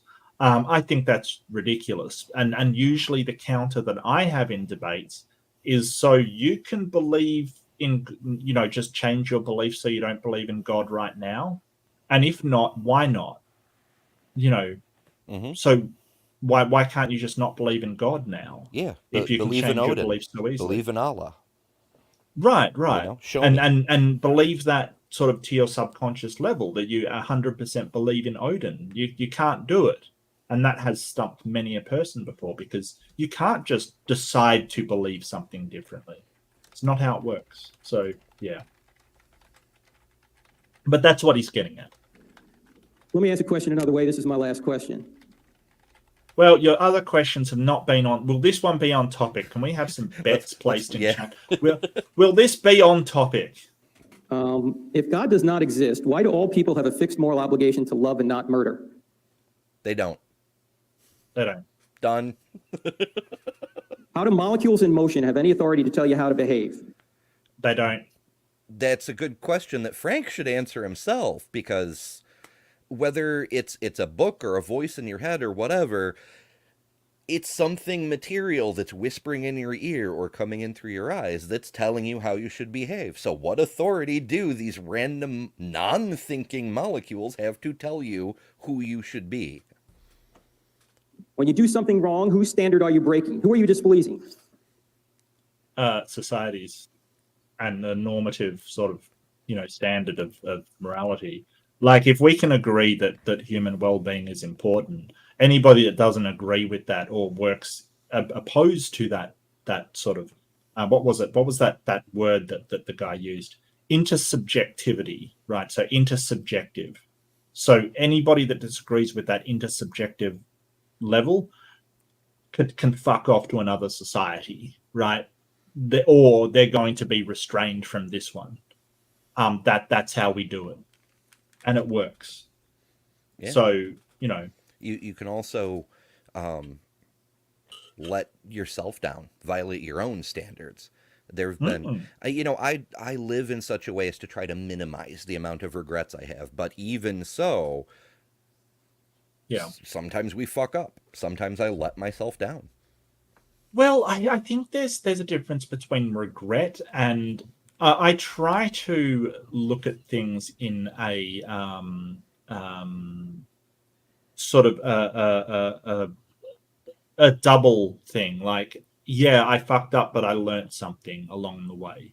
So that's how I cope with sort of that idea of regret. It's like, yeah, I did something so stupid and against my own values, but I've learnt what the consequences for those actions are, and I've learnt the feeling that I get from doing that is not worth it anymore. So I think that that's how I sort of mitigate regret in a way. There's a word for it, and I'm struggling to remember it. It's I can't remember it. It's a word in psychology where you. I really am. It's a word in psychology that means sort of seeing the silver lining almost. That every single thing that happens to you has both a good and a bad consequence. So even if you go through a particularly bad trauma, it's never good that happens, right? You're never saying, hey, that's a good thing, but you can say, hey, I am stronger for having gone through it. It's almost like a consolation prize kind of thing. So we try to minimize, or I try to minimize my regrets by saying that, yes, it's bad that it happened, or I did something wrong, but there has been growth or gain from it in some way. And that's how I sort of mitigate those feelings of regret. That's just me. With that. Yeah. The carbon atom, the benzene molecule, who? This question has been asked, Socrates answered it like this when he was on trial for his life. Accused of blasphemy, by the way. He said that he had an inner daemon, is the way he put it. Not demon, but daemon, a spirit, an inner critic, a conscience would be one way to put it. And that he knew enough to know, even when he was making the best speech of his life, that if he was making a point that was somehow dishonest or incomplete or shady, the daemon would tell him, yeah, that was clever, but you shouldn't have tried it. He knew. Any person of average moral equipment has the same knowledge. I hope you'll. If you don't, I'm very sorry for you. Adam Smith called it the internal witness, who we all have to have a conversation with all the time. It's been C.S. Lewis who decided to call it conscience and to attribute it to the divine, but he didn't improve on what Adam Smith said in Theory of Moral Sentiments or what Socrates said when standing trial for his own life. It's been sometimes colloquially defined as, why do people behave well when nobody's looking?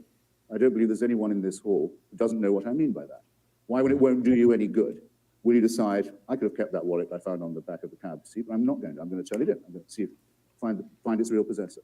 So I want to interrupt here. Sure. It's not actually relevant to his point, but, well, it's kind of half relevant. So I had something like that happen some years ago when I was still married to the kid's mom.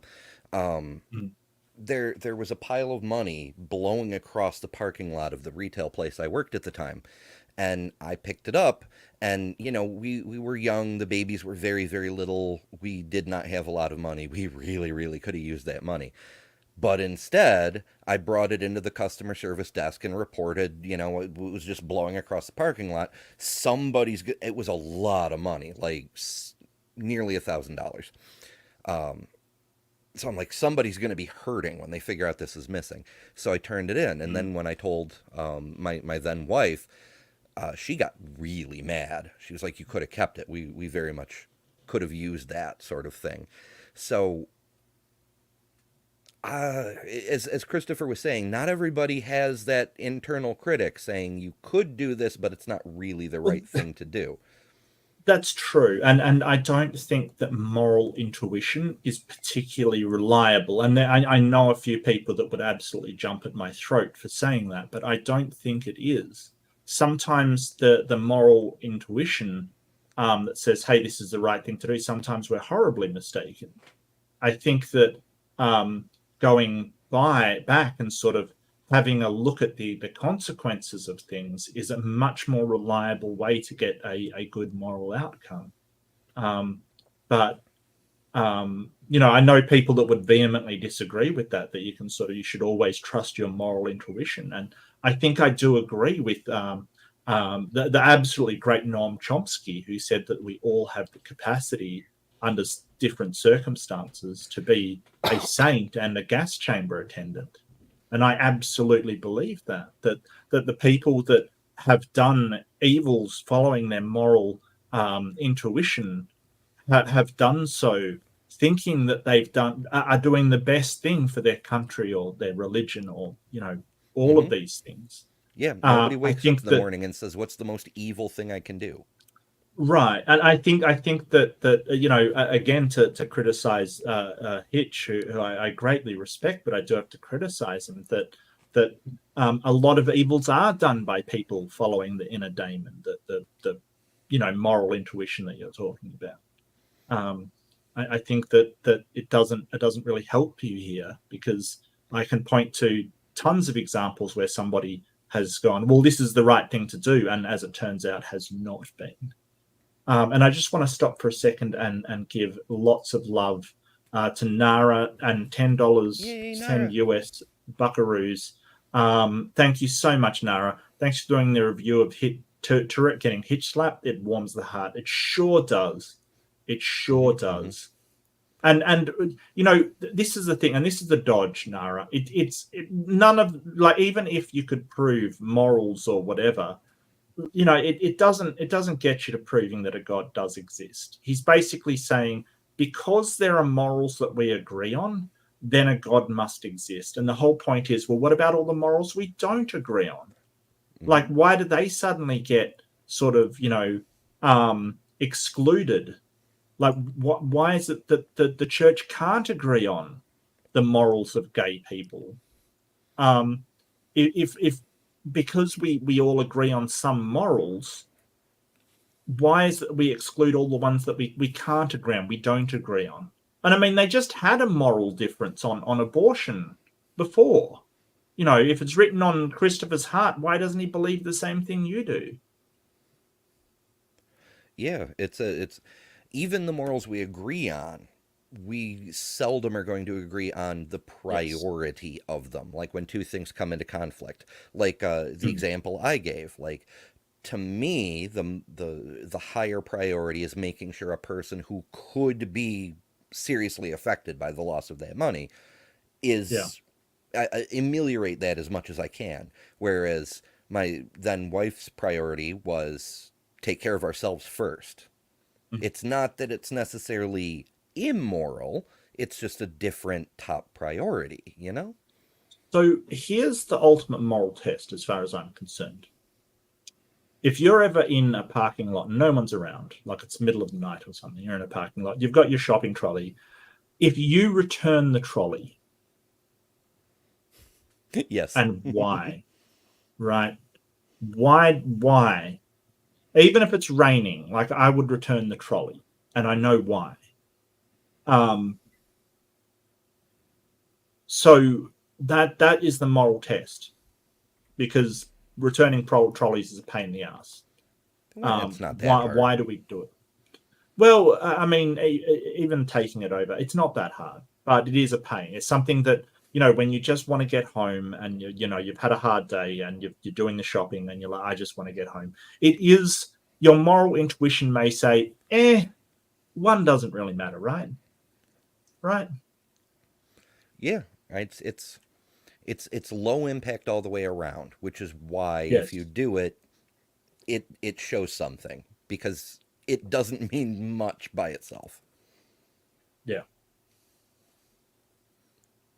I always do. I always feel for the people that they have to search around for them. And if everybody didn't return their trolleys, it would just be chaos in the parking lot. It would just be absolute chaos. So yeah, I always do. I've had that job myself. So I guess for me, it's not even a moral thing, because the previous experience biases me. It's sort of like anybody who's worked in food service tends to tip better because they know what it's like. Yeah. It's not even a moral thing now. It's direct empathy. Yeah.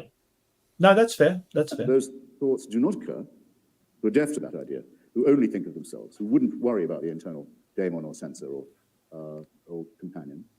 And there are, of course, people who only get pleasure from being unpleasant to other people and inflicting cruelty on them. The first group we call the sociopathic, and the second group we call the psychopathic. And they occur in nature and in society. My only problem is with those who think that they're all made in the image of God. The one explanation that absolutely doesn't work at all, that gets you nowhere, that explains nothing.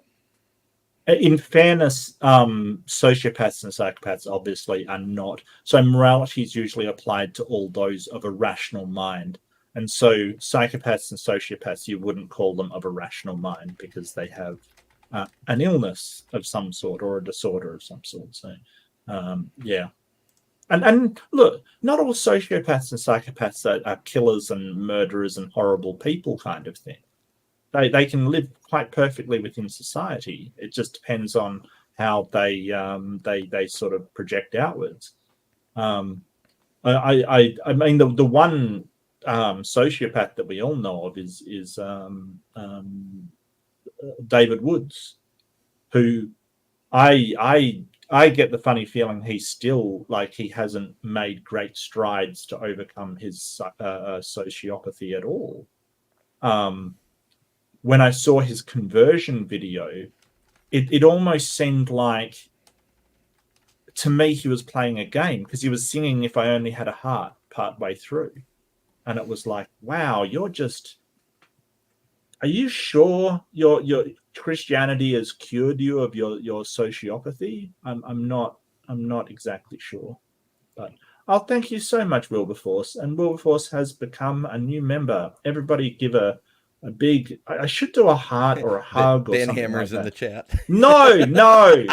Stop. Don't listen to Ember. He's trying to sink my channel. Ember's a bad influence. But there's more that you didn't see because StreamYard isn't showing you. Nara dropped 5 gift memberships.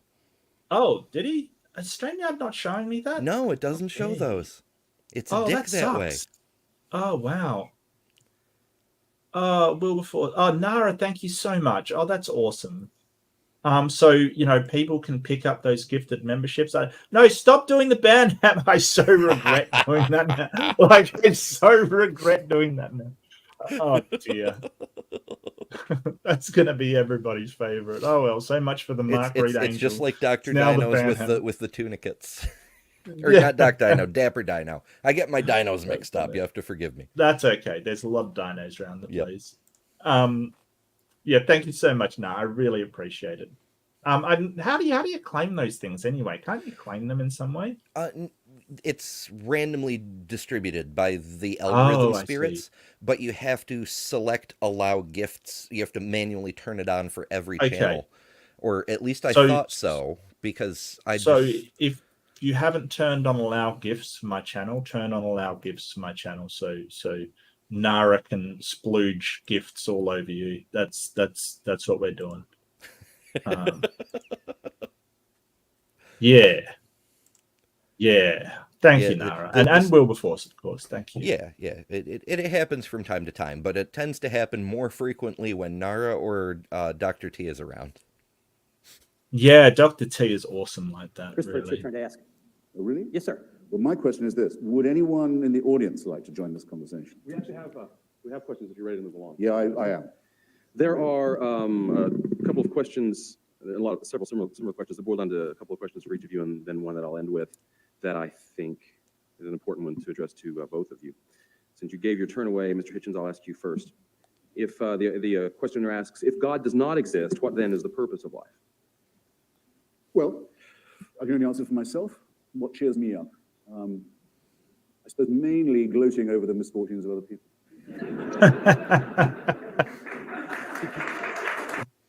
Okay. Thank you so much, Lorraine. $2 from Lane. Interesting Australian fact. How do you pick just one?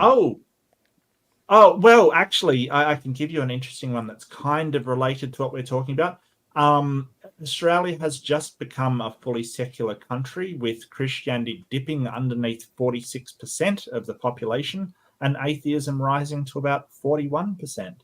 So that's an interesting Australian fact, that we've recently become officially kind of secular. Another interesting fact is that we once lost water emus. That is actually a thing. That's come up twice today. Oh, really? Okay. Yeah, it got mentioned in Doc Dino's Discord debate earlier. Look, they're savage. Emus are savage.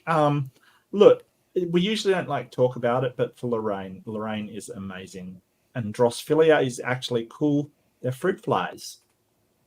Love Drosophila. Which very short life cycle kind of thing. Which Drosophila are one of the things that disprove genetic entropy because they've been running their colonies for ages, and they're still there. They haven't just suddenly, had mutations pile up and collapse. They're still there. So.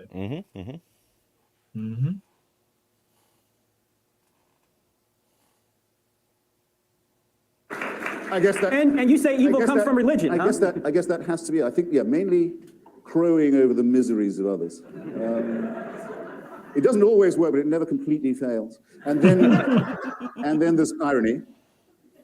There's irony, and which is the gin in the Campari, the cream in the coffee.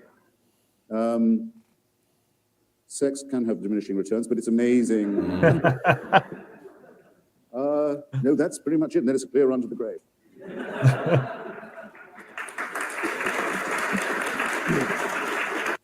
I love how he's being facetious, but awful, and everyone loves him for it. He's just being so endearing. Just incredible. I love it. Dr. Turek. Wait, you want me to answer that or not? Somebody else.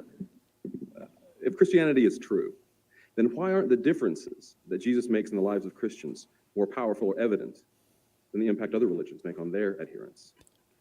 I don't know if I accept the premise of the question. Well, the questioner adds, Gandhi was every bit as influential as any Christian. Yeah, that's true, and that's one of the problems with Christianity. The biggest problem with Christianity is Christians. I admit it.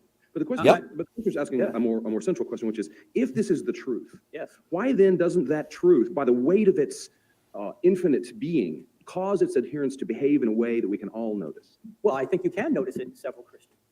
Oh, really? Do you want to see the most prevalent religion in U.S. prisons by a large margin? Really? Like, we even joke around that there's no hate like Christian love. It's weird. And I love to point to this study that found that Christians are more generous than other religions and sort of people, but only within their own circle, right? Do you know who is the most generous people outside of their own circle? Poor people? Atheists. Oh, okay. Atheists are less general on total than Christians, but they're much more generous to people that aren't atheists. Right? Whereas Christians are really generous to other Christians, not so much to other people. Right? So when you look at the data, you kind of get this understanding of, they'll give you a sandwich. They'll want to do a prayer for it and make sure you're a Christian. Mm-hmm. Yeah, we actually have issues with that. Like, there's several religiously operated homeless shelters here in the U.S. Where if you won't pray with them, if you won't accept their religious overtones, hell, if you're gay, you're not welcome. Yes. They will literally kick you out and say, go die on the street. They don't care. Whereas an atheist will go, you're a Christian, don't care, I'll help you anyway. If you're a Satanist, don't care, help you anyway. If you're gay, if you're straight, if you're whoever, and that is the whole point, that we're not looking at whether you're one of us. You're one of us because, as secular humanism is the dominant ideal within the atheist community, you are one of us because you're human. That's it. Yeah, it's almost like the medical thing that doctors need to do. Like, there was one of the episodes of, I think it was House, where the black doctor, Eric Foreman, which is weirdly coincidental how he has the same name as the main character in another show that was running at the same time, but whatever. He had to treat a Nazi patient, like a big old swastika tattoo on his chest and whatnot. And the Nazi patient was kind of terrified. And Eric was like, dude, it doesn't matter to me how much you hate me. My job is to fix you, you know? Yeah. Yeah, and that's the idea of doctors in general. They don't look at you as is this person on my ideals or not. And that's, there's been some noble organizations like Médecins Sans Frontières that just is, we don't look at borders and nations and countries and stuff. We are here to help humanity, and that is the noblest thing. That is the essence of what makes something moral. Nobody will look at Médecins Sans Frontières and say, hey, that's not a good thing. Nobody. And that's not because we have it written on our hearts or it's intuitive. It's because we all know, or we all want to be helped as humans, and so others helping we know to be good. It's simple empathy. It's not rocket science. Yeah, it's like and having it's not a local ambulance company, right? Yeah. Like you don't get out your checkbook to support the local ambulance company and be like, hey, you're not going to pick up any non-Christians, are you? No, that's fucking stupid. Yes. But I must say that like, I know for a fact that a Catholic hospital or a hospital run by a Catholic archdiocese in my area, I know that they will not do vasectomies, not do them, refuse to do them, but they will undo them, which is fucking stupid. Like, that is terrible. Like, that is absolutely terrible. So yeah, that's where religion should back the hell off. When it comes to people's health services, you can't force your religion to, upon people to make them make choices. Yeah, it's and not. that kind of goes to the core problems of religion is it isn't just a system of morals like Frank would like us to believe, but it's dictates on behavior. It inserts itself between doctor and patient. You must do things this way regardless of what's actually best for the patient. So even if you're not on that boat of, oh, we need to kill all non-believers or et cetera, even at the most basic level of just trying to get health care, it inserts itself and tries to exert its will on everyone's lives. Yeah, and that's where it's not cool at all, especially in the mental health sphere where they see it as a spiritual problem and not as a mental. And that's not all religions. A lot of them are very open to it, kind of thing. I get that. So I'm certainly not sort of lumping them all in at one. But the ones that do see it as a spiritual problem and not a mental health problem can do an incredible amount of harm, like just insane amount of harm. So yeah.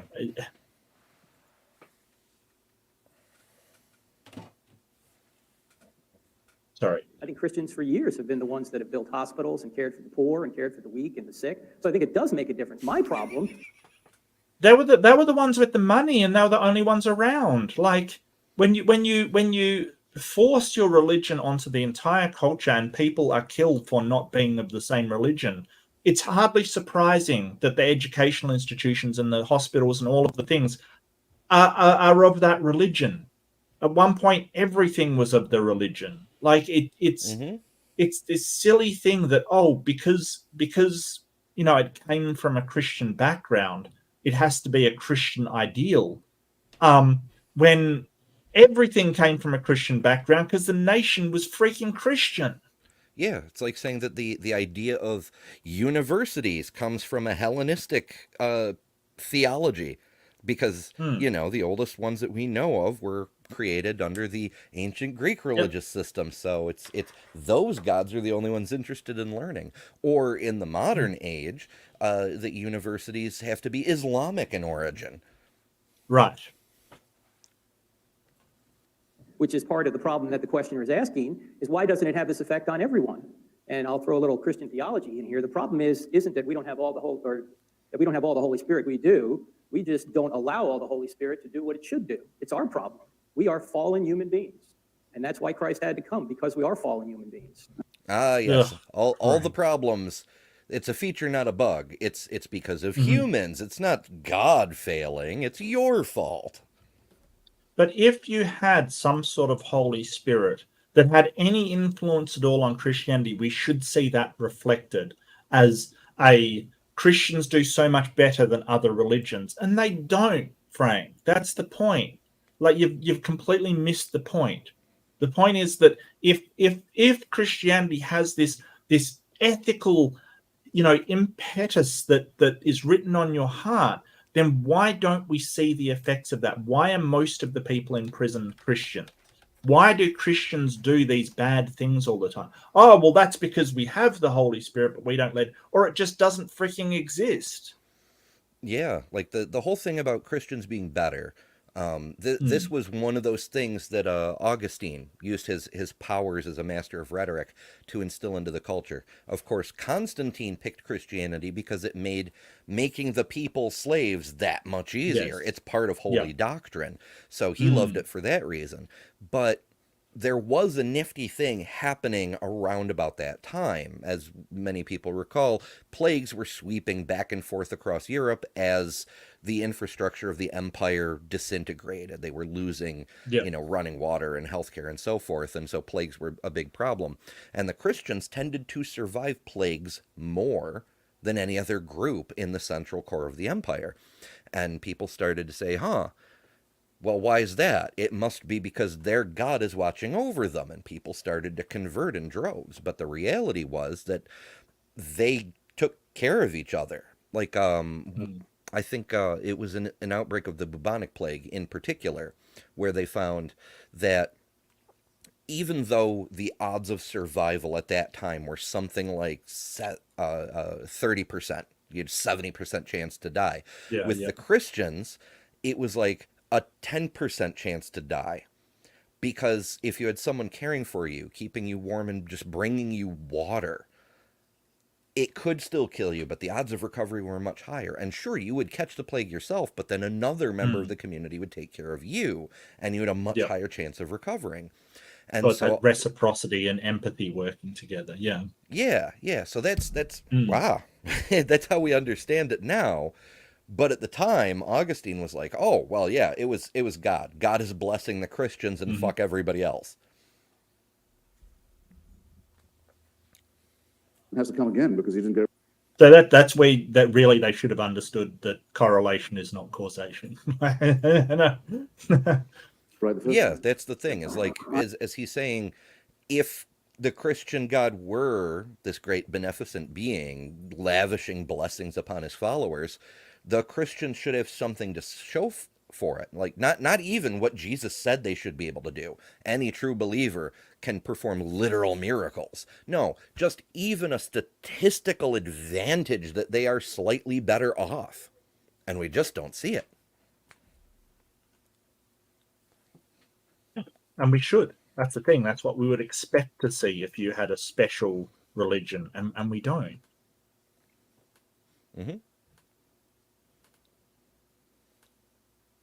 I agree with you that the grammar of the question is wrong, but for a different reason. I don't see what's moral about Christian preaching.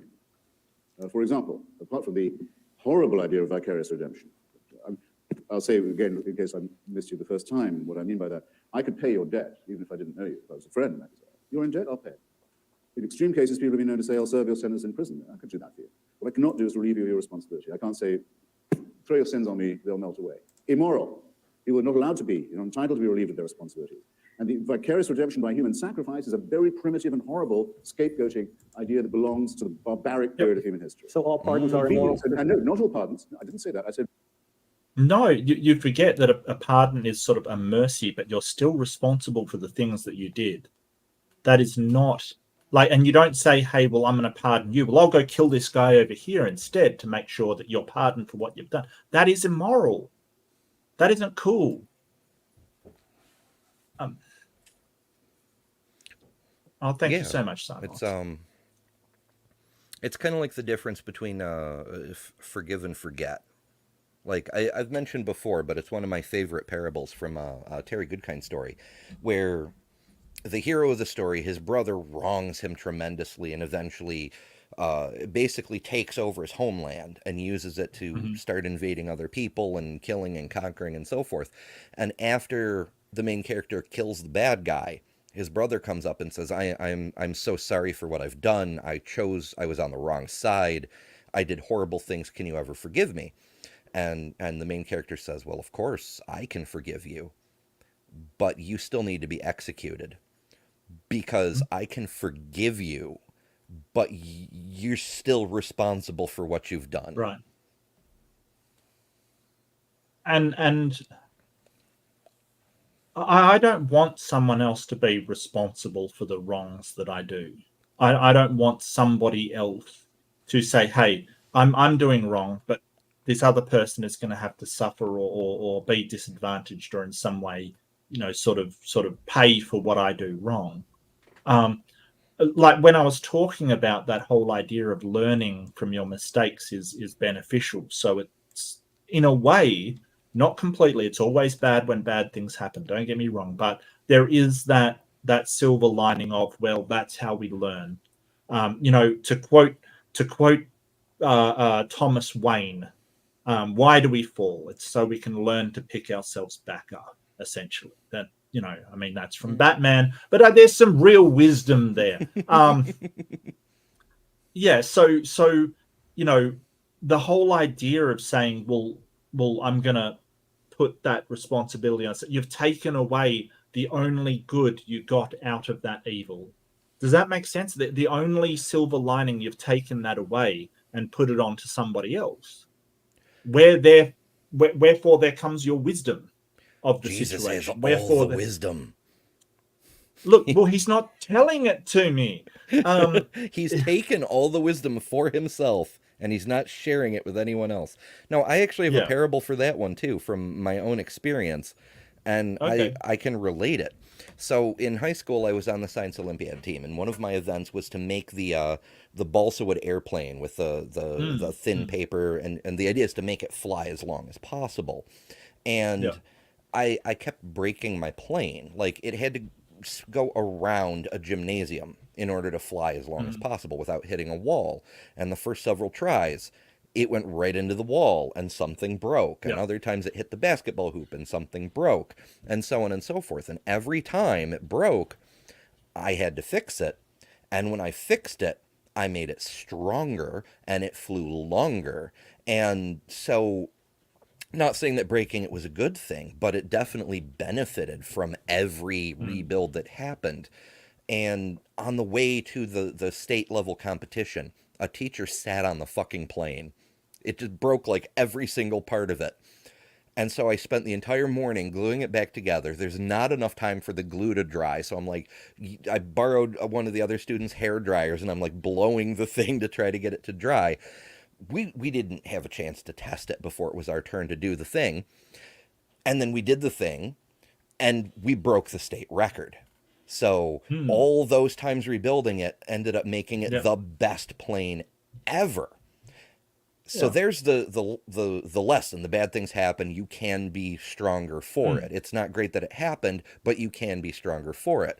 How it relates to the Jesus situation is it's like every time something went wrong, or you built it wrong, however you want to look at it, Jesus takes your plane away and gives you a brand new, undamaged one. Don't learn a damn thing. And that's what I'd always tell people working in technical support. When I'm training people, they're like, well, what if I break something? Yeah, break it. Then we can teach you how to fix it. It's great. It's a good thing. Like, you should be trying to break stuff. That's what you should be trying to do. There is nothing that can be broken that we can't fix. And it's invaluable for you to know how to fix something. If nothing ever breaks, we don't know how to fix it. I think there's a lot of wisdom there, and not only from Thomas Wayne. Absolutely. Vicarious redemption is an immoral doctrine. It's also immoral of the Nazarene to say, take no thought for the morrow, not to clothe, not to eat, not to invest, don't leave your family, leave your children, leave everything, give up the world, no investment, no thrift, no thought for the future, just follow me. That's only moral if you are a sure believer in the idea that the world is about to come to an end, which was the case with this apocalyptic. I guess you never read the parable of the talents. He said the parable of the what do you say? Parable of the talents? I've Talent? heard that mentioned before, but I'm not up that far in the Bible reading with Aaron. So yeah, parable of the talents. Talents. Yeah. Matthew 25:14 through 30 tells of a master who was leaving his house to travel, and before leaving entrusted his property to his servants. According to the abilities of each man, sounds Marxist, one servant received 5 talents, the second had received 2, and the third received only 1. I think I need more than the summary to understand that one. The story teaches that God expects profit from our labors. He provides the money and ability, but we are expected to work hard with what he has given us for the profit of the kingdom. The parable is about how we use our work to fulfill our earthly callings. It is also about whole life stewardship.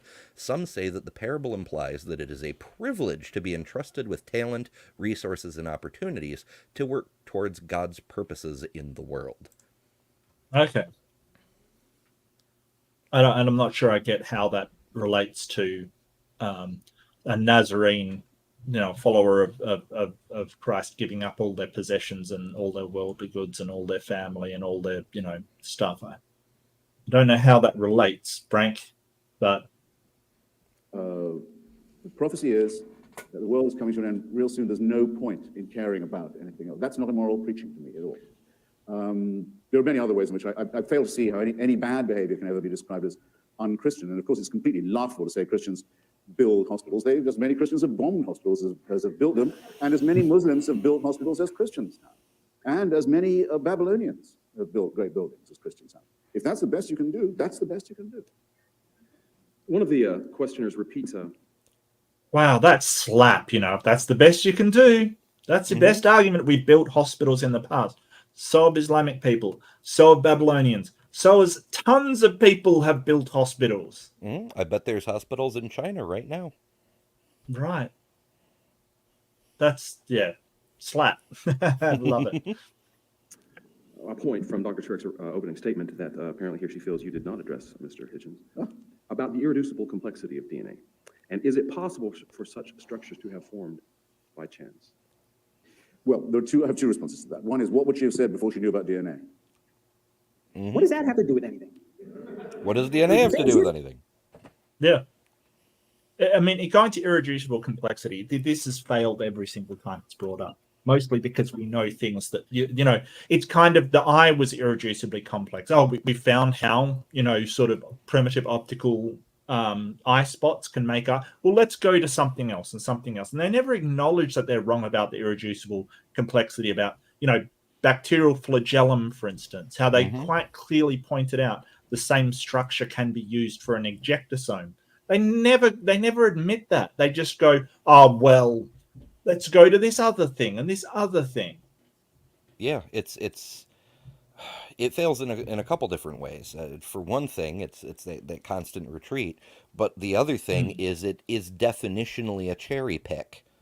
Like they're just looking for something, any one thing that they can try to make this claim about. Well, I'm not sure if it's a cherry. It certainly has got of the gaps. It certainly, you can't explain how this thing developed, therefore God. It definitely is that gap in your knowledge that he's trying to exploit. So if it's not irreducibly complex, how did DNA form? Well, do you want one of the many different hypotheses that abiogenesis goes into? It's Turek being Turek. He's just shifting the burden of proof. That's all he's doing. Well, you've got to prove how everything came about and not God. No, just give us evidence for God. That's, it's silly. Prior to anyone knowing about them. Yes. Gravity existed before we knew about it. That's correct. You need an explanation. That's correct. And Christianity thought it could explain everything, and then it found not all everything. things. Wait, it's a very simple, same as your point about molecules that I said that these arguments predate Epicurus, Lucretius, and the atomic theory. Christianity used to say it can explain everything. It is all you need to know is there's an all-powerful, all-loving, all-intervening, all-knowing, omniscient God. Okay, well then wait, wouldn't DNA explain more? Well that only shows that God's even cleverer than we thought. So it's an infinitely expanding tautology. There are some Christians who accept, in fact it was actually a Catholic physicist at the University of Louvain in Belgium who first came up with the idea of what we now call the Big Bang. And most popes, not all, but most popes have accepted it. Some have thought of it as a challenge to Christianity. The Pope Leo, who he went to, I can't remember the scientist's name for a second, maybe someone here can help me. George Lemaitre. Lemaitre, yeah, that's right. Yeah, and do you see how Turek getting a lot more shrill? Like he's really getting out of control. He's it's because not only does he have nothing, he keeps burden shifting onto Christopher, and Christopher just keeps shrugging it off. It's like he's not even calling out the burden shift and push. He's just like, this isn't even a challenge, bloke. Yeah. How do you explain fine tuning? Well, before we knew about DNA, we thought that it had come from God. And then when we found DNA, which was a much better explanation than a God, you're just going, well, where did that come from? How did that come about? Isn't God marvelous that he used these devices? Well, you could say that we could then find how DNA arose. And then you could say, well, but what caused that to happen? Must have been a God. Isn't he marvelous? Isn't the way that he works incredible? You can say this for everything, literally everything.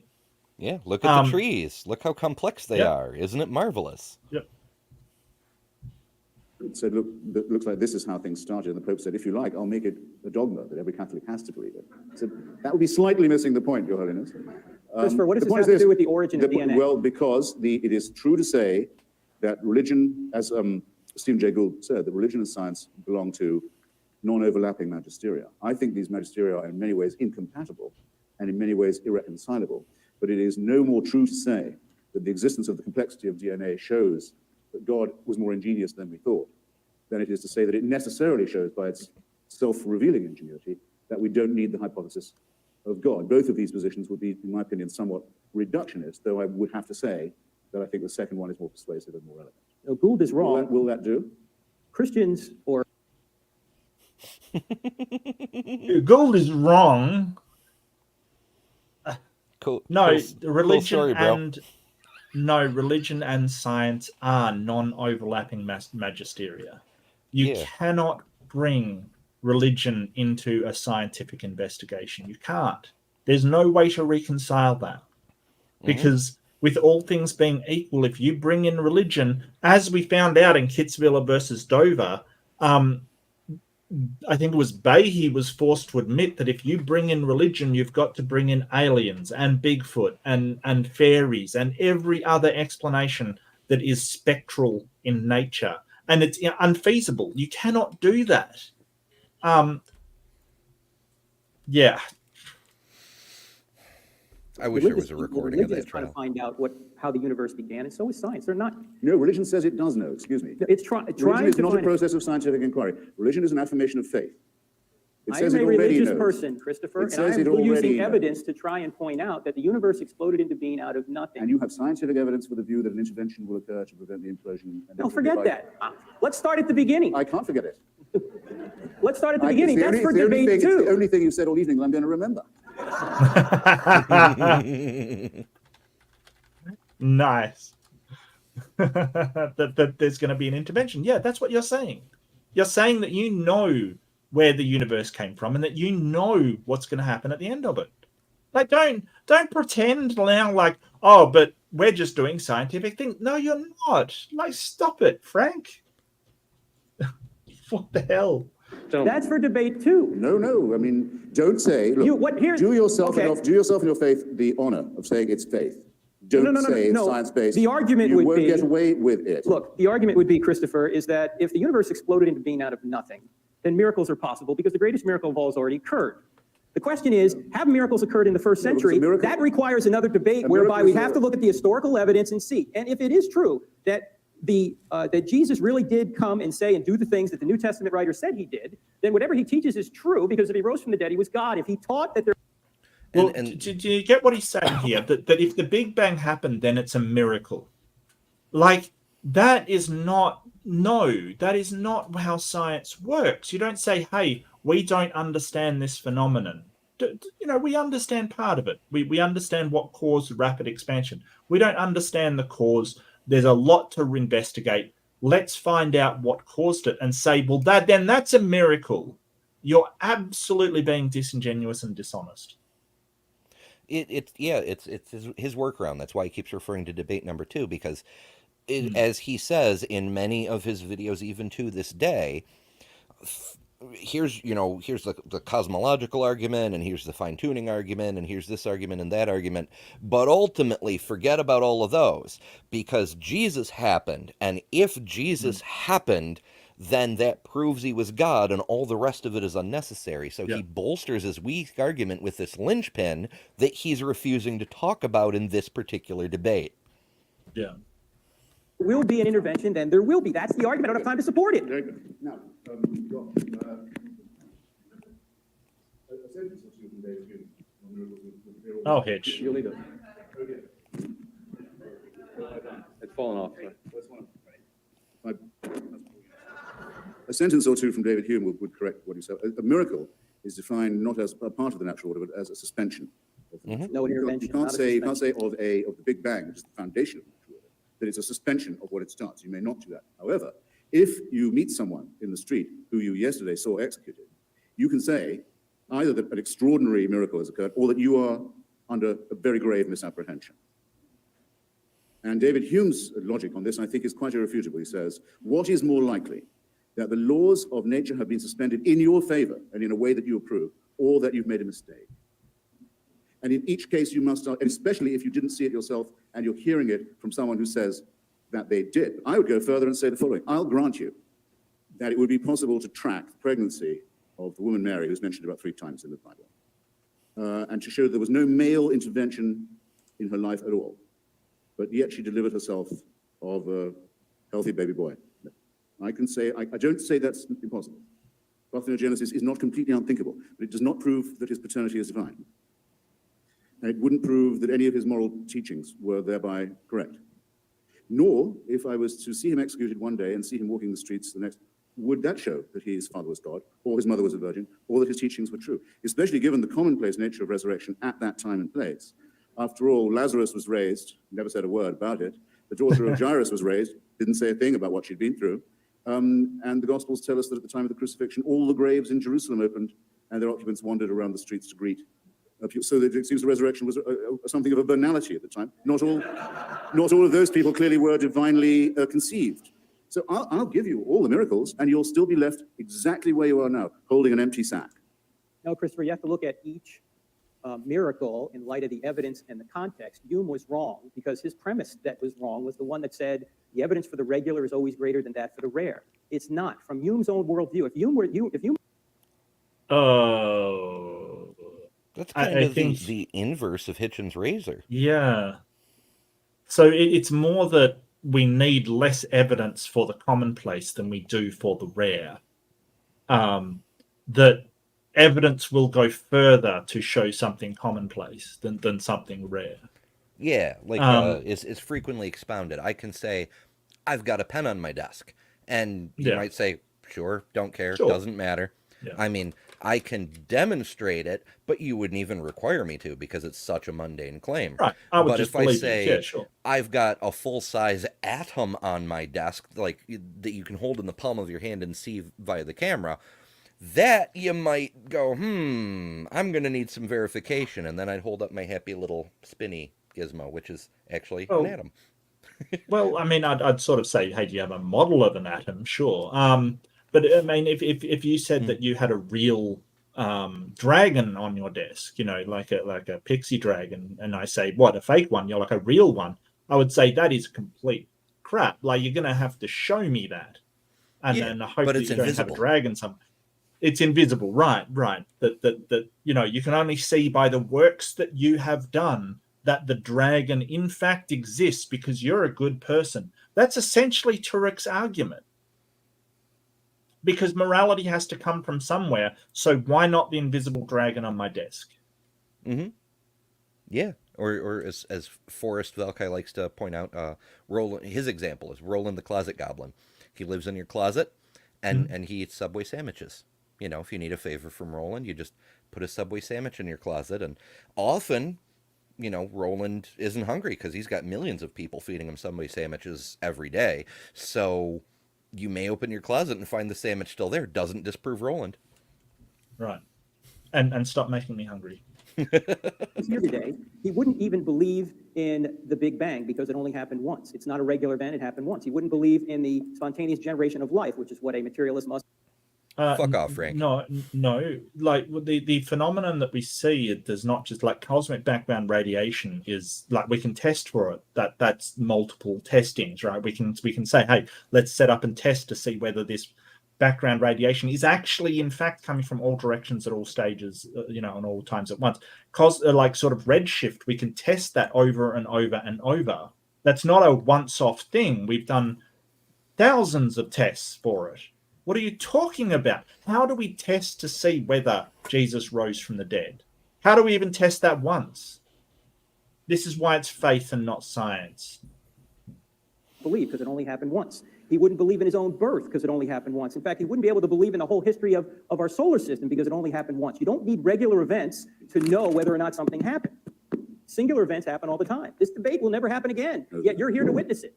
I mean, I'm just going to repose my trust in the audience here. There's an obvious difference between a singularity and a miracle. And I mean, I think it would be embarrassing to try and explain it. It would be patronizing. Dr. Turek, a member of the audience. Now we know where he draws the line on patronizing. Claim that objective morality necessarily relies. I actually believe that he enjoys making people suffer because he is really making Turek suffer right now.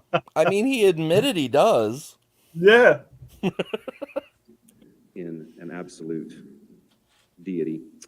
Asking instead, what about empathy, for which there are significant apparent biological bases? Sorry, I didn't hear that. What about empathy, for which there are fairly well-established biological bases? A very human emotion. Cannot empathy lead to morality? Is it right to be empathetic? That's the question. I'm not saying there's... What?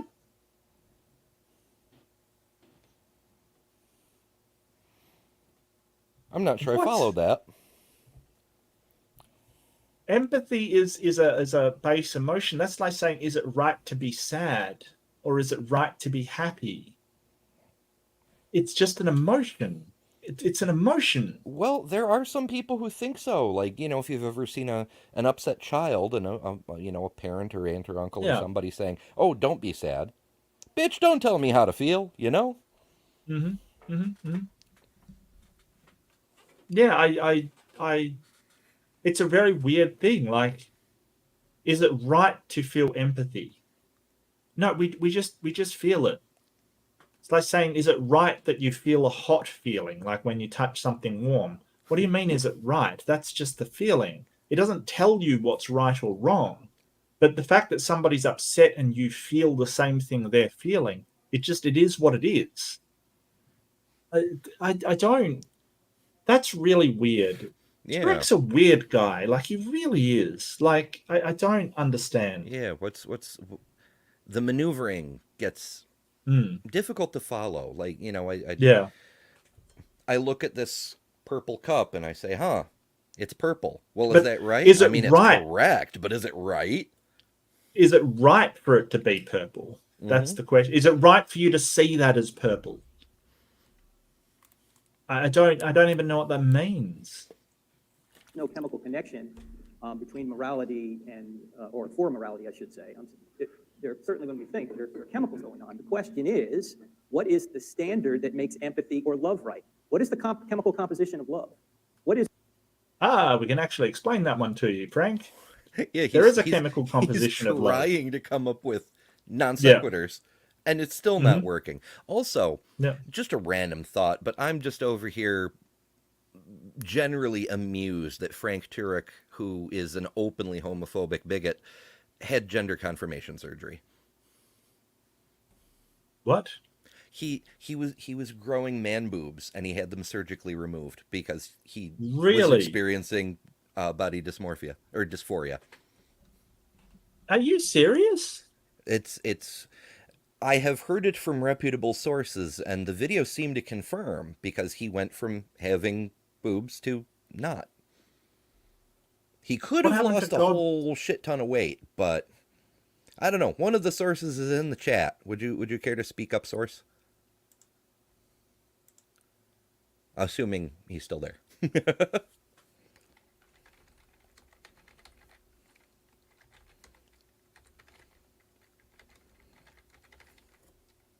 They're starting to cover LGBT. Wow, that's odd. Okay, that is hypocrisy on a whole nother scale. That's yeah. This, like, I love how he's turning red and sort of stuttering and stammering, and his voice is going high pitched. He's out of his depth so much. Like, oh, Nara. Oh, thank you so much, Nara. $2. Yes, Frank had gender. Well, that is the height of hypocrisy, really. I mean, that is hypocrisy. First, he wears glasses, insinuating that God didn't make his eyeballs perfect. How dare. Then he has a surgery to meddle with God's design. And I bet you anything he colors his hair as well. But I mean, I love Hitch for the reason why he's just so disheveled and doesn't really care about how he looks, kind of thing, you know, and just wipes the floor with these guys. It's just hilarious. Mm-hmm. How much does justice weigh? Well, these are all things that make no sense in a materialistic world. Justice is a human construct, you doink. What is wrong with you? We know justice is a human construct. You mean laws and stuff? Like, they don't exist. How much does justice weigh? How much does justice weigh? A well, concept? Nothing. What about the statue? We could weigh the statue. Yeah, well, that's true. Lady Justice kind of thing, yeah. Yeah. Like, with or without the sword, you know. Mm-hmm. That's not entirely true. Let's say, for example, that cognitive neuroscientists are able to determine with scientific levels of precision that, in fact, certain neurochemical and cognitive events essentially always co-occur with the experience of empathy. But that wouldn't mean that empathy is right. See, there may be chemical compositions that cause that guy to chop that guy's head off on the Canadian bus. That wouldn't make it right. The question is, what makes something right? In a materialist worldview, there's nothing that can make something right or wrong. As David Hume has said, you cannot get an ought from an is. Well, I'm happy to agree with that. I think that's true. But I have to add only that some of us have been lucky enough to see it or meet people who've done it, and all of us have read about it. There are people who will, when a grenade is lobbed through the window, throw themselves on it before it can blow up. It does happen. There are people who die under torture without giving away the whereabouts of their comrades. There are people who go do bomb disposal, work and sit defusing huge device. They know any minute. It does happen. It's always happened. It's common to every known human society. It's a part of every heroic narrative of every known society there's ever been. Those who do it are honored. They are sung, as we say, in the times when there was no literal record. And it doesn't require divine sanction or permission. We're proud to say, if not innate in us, we'd be too humble to say that. It's innate in our species. It's something we can all aspire to. Yes, but we do not get it from Big Brother. If we did, that would degrade it. It would mean it wasn't heroic. It wasn't brave. It wasn't individual. It wasn't exemplary. Why are these things didn't deserve anything. Because it would be in the hope either of a reward from Big Brother or for fear of punishment from it. It would abolish morality. It destroys ethics. Mm-hmm. Yeah, essentially. It means the individual example is dust. Christopher, you've already abolished morality by your materialistic worldview. There's no such thing as morality if you're just a bunch of chemicals. Sure there is. We can agree on it. We can say, hey, this is moral, and it becomes normative. Yeah, there's no such thing as an intelligible thought if all you're making are vibrational noises through your windpipe. Mm-hmm. Yeah. There's no such thing as laws if all we do is write stuff down that people can and cannot do. Then laws don't exist. You can do whatever you want. It's just molecules of ink on molecules of paper. What does it even mean? Yeah, we made it up. Mm-hmm. Wait a second. It's okay. I already know some people will clap anything. Do you mean to say that the human, the body of a mammal or primate is not a chemical composition? No, it is. Oh, good. I'm questioning where why do you act as if this has only just been discovered and as if it's a theological point? Because you apparently haven't I say that in discovered spite of, morality. I would rather say in spite of the fact that I am a primate, or not, notwithstanding, perhaps I'd better say that I am a primate. Nonetheless, I'm capable of thinking about heroism, self-sacrifice, example, and so forth. Why are all those things Don't good? turn to me and Why are say, they how good, can you Christopher? say that and be a primate? Why are I'm they a good? primate. I can't alter the fact that I'm a primate. I can conceal it better than some people can. That's Why the are they best I good? can do. Why You're a bravery, primate as heroism? well, and you'll have to agree with both of us that it shows. Okay. Let's finish with this, which is we do look kind of ape-like. I do have another Help, note on that one. Help, from, moderator. Help, moderator. Yes. Help. I am in need of aid.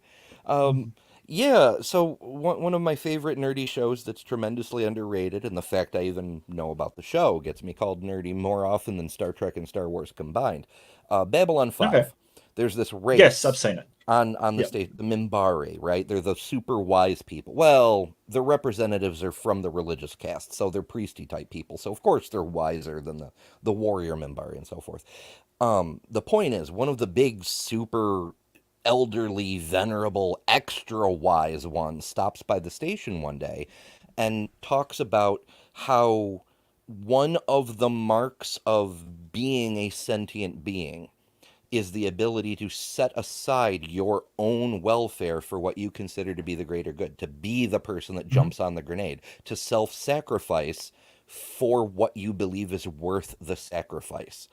Yeah. So, yeah, that's a thing that not only can we recognize, but could be considered a definitional element of being a sentient creature. Mm-hmm. Sure.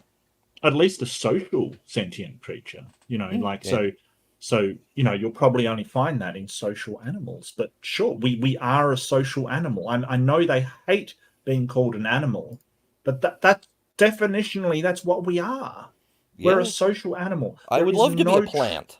I could make my own food. I could just sit in the sun all day, but I'm not. What? I'm stuck being an And I'd animal. love to pose this question. What traits do animals have that humans don't? Yeah, what do we find so objectionable about it? I don't know. It's really weird. And I think deserves a serious answer. The writer says, gentlemen, I'd venture to say that no one is two words, by the way. No one came into this room without already deciding who he or she agrees with. And no one will leave with a different mindset. Perhaps. What would it take Maybe. for each of you? What evidence would you need? Upon what basis would you make a decision to change your mind fundamentally about the question that we gathered here to discuss this evening? Great question. Well, Christianity would be refuted by somehow discovering the body of Christ. Theism. I don't think that's true. I don't think that's true. I think that would just say, hey, he spiritually rose and, his body was left behind. That's his human body. Like, he doesn't need that to be God. Yeah, if anything, it would make the claim stronger. They'd say, look, Jesus was real. Oh, don't trigger me. Yeah, I don't think that's true. Might be, I don't know how you could refute theism if all the scientific evidence somehow changed, if, I don't know how you deal with the morality issue, if the fine-tuning didn't occur, if we could find the universe is eternal, it wouldn't need a cause, but all the scientific evidence seems to suggest the universe is eternal, so it needs a cause, and the cause must be immaterial. A note on that one. So the apologists have been saying for the last couple of decades, look, the Big Bang proves there was a moment of creation. It was all the atheists who said, oh, the universe must be eternal, blah, blah, blah. But now we have proof of Genesis.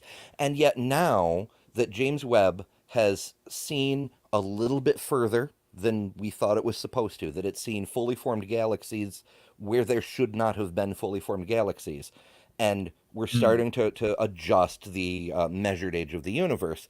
The apologists are jumping on it and going, see, the universe is eternal. Science was wrong, which is exactly what they freaking did before the Wilkinson microwave anisotropy probe showed the Big Bang did fucking happen. Oh, infuriating. Oof. Yeah, and thank you so much, Skywatcher. $20 dues, have a cider on me, Mark. I will. Thanks, Sky. Thank you so much. I really appreciate it. But that's the thing that I don't. And sort of the whole idea of evolution as they railed against it so hard, and most have just said, well, Adam and Eve was kind of just, it doesn't disprove God at all. And I agree, it doesn't disprove God, but this constant sort of, now God's, what caused everything instead of the guy in the sky. It's sort of, I think they will just find another gap. I honestly think that he will just find another gap. That's what I think. Yeah, eventually it'll get reduced back so far. There's already theologians claiming it. Bishop Barron says that God is the mechanism between cause and effect. That's all God is. I'm like, when you start getting to such a remote conceptual idea of what it means for God to exist, you've effectively rendered the definition meaningless. Yeah, it's kind of like the part between your neck and your head. Yeah. like you said of that old Norse legend kind of thing. I think that was you that brought it up. I was on that show, but it wasn't me. It wasn't you. Maybe it was Doc Dino then. I can't remember who brought it up, but somebody did, and that's a good point. Like, it's sort of, the part between your foot and the ground. The part between, it's the gap. It's just the gap that they're talking about. But if all that changed, that might be at least get me to doubt theism. Sure. In most of the debate, I wish I'd thought of this evening. Speak up, Christopher. Oh, Christopher. Laid back. Much too laid back. In most of the debates I've taken part in, I wish I thought of doing it this evening too. We took a vote before the debate, including registering the undecided, and then one at the end, just basically see where the undecided had gone. So, and I was always surprised by how many people had come, or at least willing to consider themselves as having come, with an open mind. My view is this: very few people have that much difficulty thinking of themselves as objects of a divine plan. The great advantage religion has is our own solipsism.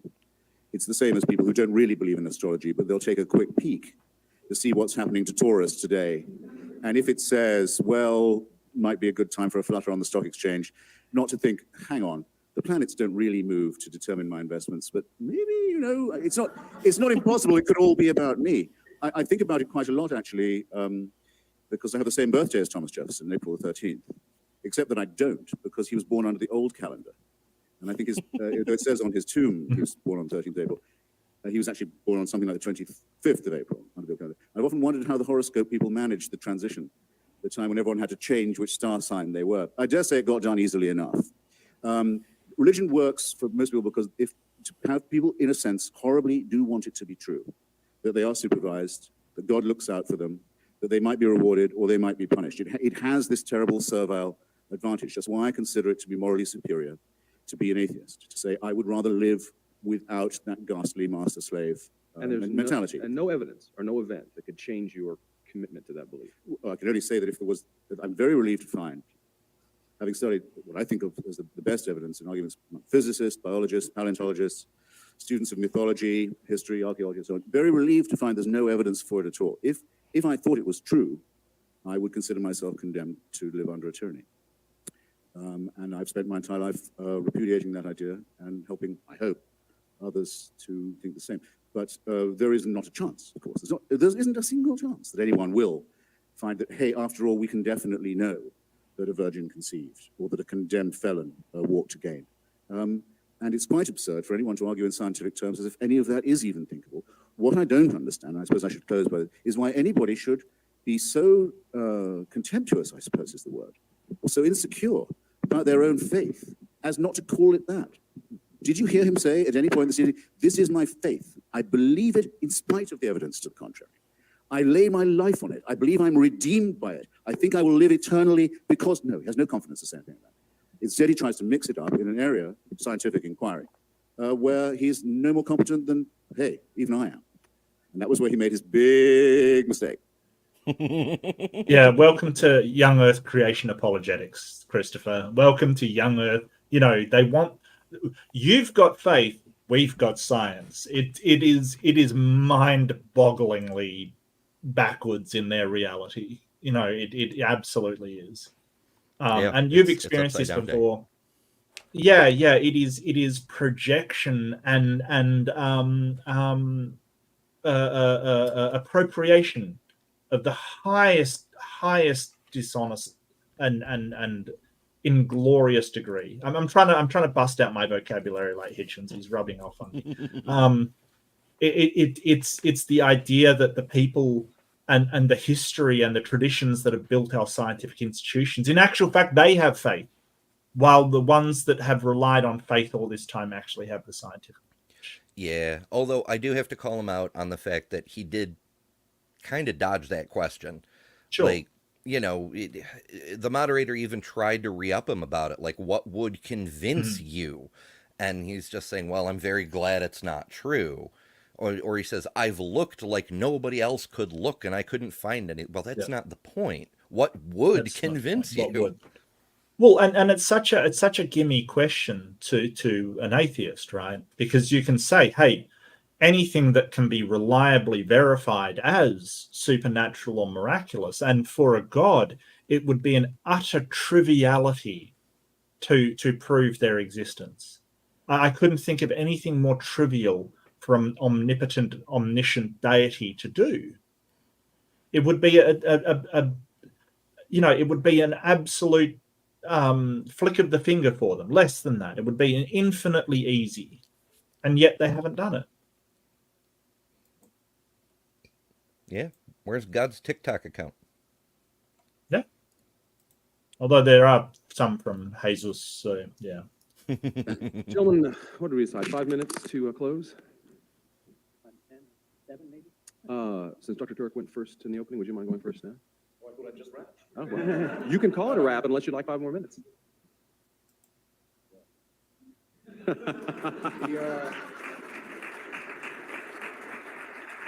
I don't know what he said. I think of the most erotic words in the language. I sometimes think.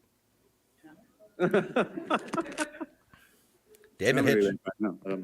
When asked what I think of the most erotic words in the language, I sometimes think slowly, captive, audience.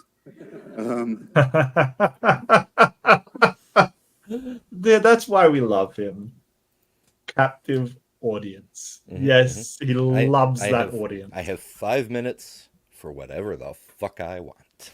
I think he's just, the reason why he's so charming is because he's just so honest in his intentions and what he's, there's something about just how honest he is, what a guy. No, you know what? If I haven't made my case by now, brothers and sisters, I don't think I will make it in the next fight. I ask you to excuse me. If anyone thinks that there's a question, who's heard me, who thinks there's a question I answered poorly, or inadequately, or badly, or failed to answer at all, and would like to challenge me, I'd happily give them 5 minutes. But I have, so to say, shot my bolt otherwise. Is there anyone who would like to challenge me? Yes. This is brilliant. He's basically saying, yes, I've made my case. If someone would like to challenge me on something, then do so. I mean, there's no greater show of confidence than saying, please come at me, bro, in the most English way possible, and being earnest in the way that he's saying it. It's just glorious. I love it so much. It's amazing. Yeah, well, I mean, that's sort of what we do with our scientism now is, we any debate type situation or just general disagreement is we'll present our case and then the other person will usually fail to present their case, and we'll be like, well, if I said anything wrong, correct me. I want to learn. Knowing something new is the reason I came. I'm a little disappointed you couldn't teach me something. Yes. And this is sort of like, and I've said it before, anybody that needs to go to the comments after a debate and explain why they won has done a poor performance. And Christopher here is doing one better. He's saying, tell me where I'm wrong. Honestly, tell me how I have failed to demonstrate what I have. So he's inviting the comments in the chat. He's inviting Frank Turek supporters to say, hey, you lost. It's almost, he's playing 5D chess. He's basically saying, I am so confident in the debate performance that I have given. I invite anybody to challenge me. It's amazing. I think it's brilliant, absolutely brilliant. But that's Hitch for you. There's no God. Why do you spend your whole life trying to convince people that there isn't? Why don't you just stay home? The question is, if there is no God, why spend your life and career trying to refute that? Why not just leave it alone and stay home? Fair enough. Well, it isn't my. That's a gimme as well. That's an absolute gimme. Well, the guy who asked may not think so, but yes. It is. It always is. Why are you doing this? And I did a whole stream yesterday. Was it yesterday? I'm losing track of time. Like, time's just blurring for me. But about why do we do this? Why do we do this? And the question is, well, if you don't believe in God, why do you talk about God so much? And it's like, well, we don't talk about God. We talk about the claims made by people that believe in a God. That's the difference. We're not sort of talking about that we think this thing is real, so we're talking about it. We talk about Bigfoot, we talk about aliens, we talk about the flat earth. We don't think those things are real either, but the problem is that people are making knowledge claims about them. If they wouldn't make these claims, then we wouldn't be talking about it right now. Yeah, that's exactly it. As usual, he's got the situation backwards. Like, it's not necessarily that we go out of our way to knock down arguments about God. It's that people keep making arguments about God, and then we have to knock them down. Yes. And not to mention that they have an effect on the world. They what people believe has an effect on our politics, our socioeconomics, our where we're going as a society and as a planet. We cannot just stand aside and say, hey, well, you're welcome to make knowledge claims about reality without justification, and we'll just stand idly aside and not offer up any kind of refutation to that, any more than we'll allow people to promote medical misinformation. So that's a gimme, absolute gimme. But let's see how he handles it. Whole career, for one thing. It's become a major preoccupation of my life, though, in the last 8 or 9 years, especially since September 11, 2001, to try and help generate an opposition to theocracy and its depredations internationally. That is now probably my main political preoccupation, to help people in Afghanistan, in Somalia, in Iraq, in Lebanon, in Israel, resist those who sincerely want to encompass the destruction of civilization and sincerely believe they have God on their side in wanting to do so. I think maybe I will take a few minutes just to say something that I find repulsive about especially monotheistic messianic religion. With a large part of itself, it quite clearly wants us all to die. It wants this world to come to an end. You can tell the yearning for things to be over whenever you read any of its real texts or listen to any of its real, authentic spokesmen, not the sort of the pathetic apologists who sometimes masquerade for it. Those who talk, was a famous spokesman for this in Virginia until recently, about the rapture, say that those of us who have chosen rightly will be gathered to the arms of Jesus, leaving all of the rest of you behind. If we're in a car, it's your lookout. That car won't have a driver anymore. If we're a pilot, that's your lookout. That plane will crash. We will be with Jesus, and the rest of you can go straight to hell. The eschatological element that is inseparable from Christianity. If you don't believe that there is to be an apocalypse, there is going to be an end, a separation of the sheep and the goats, a condemnation, a final one, then you're not really a believer. And the contempt for the things of this world shows through all of them. It's well put in an old rhyme from an English exclusive brethren sect. It says that we are the pure and chosen few, and all the rest are damned. There's room enough in hell for you. We don't want heaven crammed. You can tell it when you see the extreme Muslims talk. They cannot wait. They cannot wait for death and destruction to overtake and overwhelm the world. They can't wait for what I would call, without ambiguity, a final solution. When you look at the Israeli settlers, paid for often by American tax dollars, deciding that if they can steal enough land from other people and get all the Jews into the promised land and all the non-Jews out of it, then finally the Jewish people will be worthy of the return of the Messiah. And there are Christians in this country who consider it their job to help this happen so that Armageddon can occur, so that the painful business of living as humans and studying civilization and trying to acquire learning and knowledge and health and medicine and to push back can all be scrapped, and the cult of death can take over. That to me is a hideous thing in eschatological terms, in end times terms, on its own, a hateful idea, a hateful practice, and a hateful theory, but very much to be opposed in our daily lives, where there are people who sincerely mean it, who want to ruin the good relations that could exist between different peoples, nations, races, countries, tribes, ethnicities, who openly say they love death more than we love life, and who are betting that with God on their side, they're right about that. So when I say, as the subtitle of my book, that I think religion poisons everything, I'm not just doing what publishers like and coming up with a provocative subtitle. I mean to say it infects us in our most basic integrity. It says we can't be moral without Big Brother, without a totalitarian permission. It means we can't be good to one another. It means we can't be without this. We must be afraid. We must also be forced to love someone who we fear. The essence of sadomasochism, the essence of abjection, the essence of the master-slave relationship, and that knows that death is coming and can't wait to bring you on. I say this is evil. And though I do some nights stay home, I enjoy more the nights when I go out and fight against this ultimate wickedness and ultimate stupidity. Thank you. Wow. Yeah. And you see it from people. I mean, some of the videos that you see about the fun that they are, there's this kind of, oh well, it's going to be the judgment and stuff, but they're keen.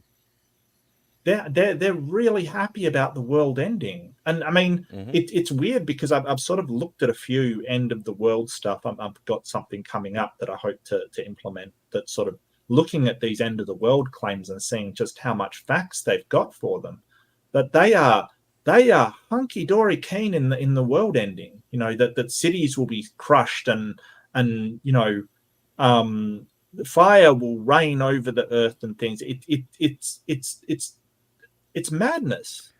Yeah, and we've seen it over and over and over again across history. Like, there are so many factions of Christianity.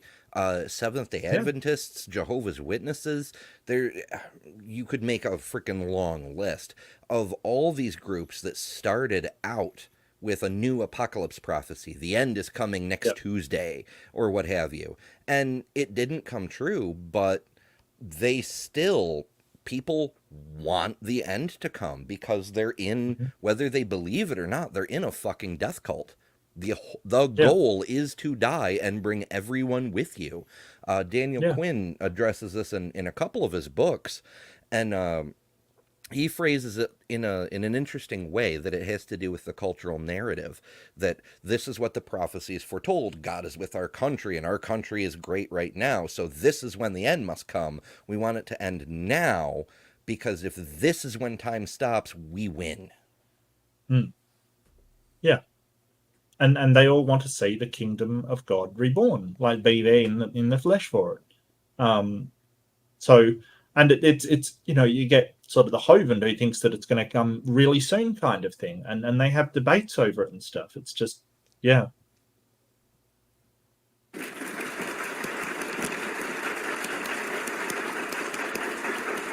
better have something great in the chamber there, Frank. Dr. Turek, you're close.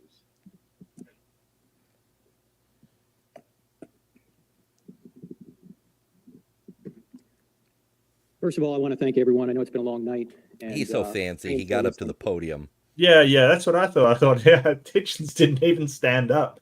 He kicked your ass and didn't even rise to the occasion for him. That's crazy. Or even if I don't agree with him. And I want to thank Christopher for being here and putting so much effort into this debate. Let me just clean up a few things that backhanded compliment. He didn't even he wasn't even trying, Frank. That's the hilarious part. Respond to before, and that is this issue of design, where Christopher seems to say because things are going to oblivion, it wasn't designed. Well, first of all, no, that's not what design in a world constrained by physical constraints can only be optimal if you know the purpose of the designer. Stephen Jay Gould had a book years ago called... Don't Stephen Jay Gould, stop using Stephen. I really feel for Stephen Jay Gould. He is the most misused person I've ever seen. Like worse than Darwin, worse possibly Mary Schweitzer's overtaken him in recent years. I don't think so. I don't think they still bring up Stephen Jay Gould. Like it's just, I mean, yeah, maybe she will be, going forward kind of thing. I don't think she's overtaken Stephen Jay Gould yet, but yeah, you're right. She's gearing up to be maybe one of the most, at least. I mean, Stephen Jay Gould, I was about to say, at least Stephen Jay Gould didn't have to make a disclaimer, but he did, actually. He did have to make a disclaimer about many of the things that he said that were misused. So, yeah. Panda's thumb, where he complained that the panda's thumb was not as good as our thumb. It only seemed to enable... Don't read that out from your website, you jerk. All right. Wow. He makes the same arguments over and over. Yeah. He's only got like 5 things to say. Yeah. The panda to strip bamboo. Well, maybe that's all the panda was supposed to do, is strip bamboo. You can't say it's suboptimal design unless you know what the purpose of the designer was. My car is not designed Frank, perfectly, but are your eyeballs optimally designed? Because it looks like you're wearing glasses, bro. Yeah, and we can strip bamboo better than pandas, Chief. Are you sure it's optimally designed? And like this whole thing of because it's not, it could have been better, and we can tell that it could have been better. We can't tell that if God wanted it to be better. Maybe it's so. Basically, you're saying that optimal design is whatever God wanted it to do. Convenient, right? Really convenient. So something suboptimal, that's what God intended it to be, therefore it's optimal. This is such a bad argument. Holy crap. Still designed. So just because you find faults in design doesn't mean there is no design, and you wouldn't be able to find a fault unless you knew what the purpose of the designer was. Yeah, the purpose of the designer was to make bad design. That's what I'm going to say. That's convenient for you. It's designed, but this is really badly designed if there was a designer. But his intention was to make a bad design. Yeah, that's how you know he's real. That's how you know he's real, because a designer would make a bad design if that's what his intention was, and you don't know his intention. So yeah. And Doorknob Heb, thank you so much, Doorknob Heb. DKH is awesome. Thanks for the dissection. The best part, no frogs were harmed in the making of this dissection. No, only a Turok or two. Winning Doorknob Heb for $6.60. I love that, $6.66. It's the super chat of the beast right here. Right here. You saw everyone's favorite. Now, let me now summarize Christopher's book, and as I read in the next couple of minutes or so, sure. Summarize his entire book. Sure, go ahead. Yeah. No, I can't wait. Book, it seems to me he's making 2 statements. The first statement is, there is no God, and I hate him.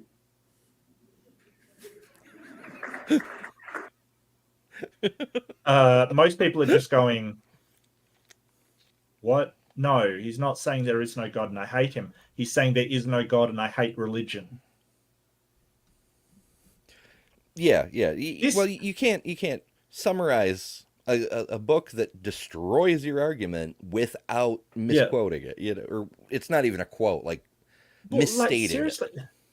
But this is like kindergarten grade straw men, right? I cannot believe that Frank Turek is that stupid that he doesn't know that he's saying that I hate what religion and the idea of God rather than the God itself that doesn't exist. And what's worse I cannot... is he thinks this is clever. Wow. Yeah, it's a big fucking oof. Yeah, that is a big oof. After all, Christopher defines himself. I love the woman. What? She's like, yes. It wasn't a point. That isn't even a straw man. It's a non-sec of a straw man. Right. What do you think you're doing here, Frank? But the worst part is that argument caught on too.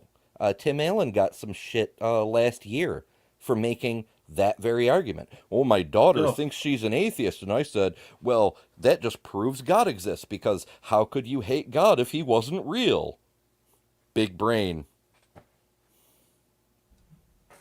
As an anti-theist, not an atheist, but an anti-theist. And that's why he couldn't even respond to the question, what might change your mind? Nothing is going to change Christopher's mind. His mind is made up. The second, he's narrow-minded, yes. The second. Yeah, just look, you just stop the comments from the cheerleading crowd you've got in the audience, Frank Turek. It's just embarrassing, mate. The second major point he makes is, since religious people do evil things, God doesn't exist. That is a non sequitur in logic. We all do evil things. That doesn't mean our parents don't exist. No, nobody's saying our parents can prevent evil. You fucknut. And no one's saying that our parents wrote good and evil on our hearts. Like, nobody's saying that. And my wonderful friend and peer, Dr. Dino, I hope SFT's stream for $5. FS stream gave me a horrific headache. Can I pay you to fly to Iowa and pop me with a sledgehammer, please? Blood pressure made my eyes go bloodshot. Look, you knew what you were getting into. This is one of the times when we've gone, you've made a horrible mistake, but we have learnt from it. You have to find that dialectic of the silver lining to the flaws. But thank you so much, Doc. I'm sorry I couldn't be there. I did want to be there. I popped in just before this stream, but to sort of rattle the cage a little bit of the creationist. But I wish I could have hung around. But I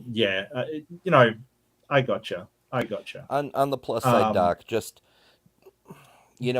take that and set it aside, and remember how pleasant it was in the Discord before your opponent showed up and you got to just give a random dinosaur presentation. It was a nice afternoon, wasn't it? Let's think of the good times, my friend. Well, when I got there, and this is I totally understand where Doc's come. When I got there, it was Hovind with his little water thing saying that, if I put sort of, stuff in the water thing and then turn it makes layers. That's where the layers come from. It's like, well, how does that work for igneous rock?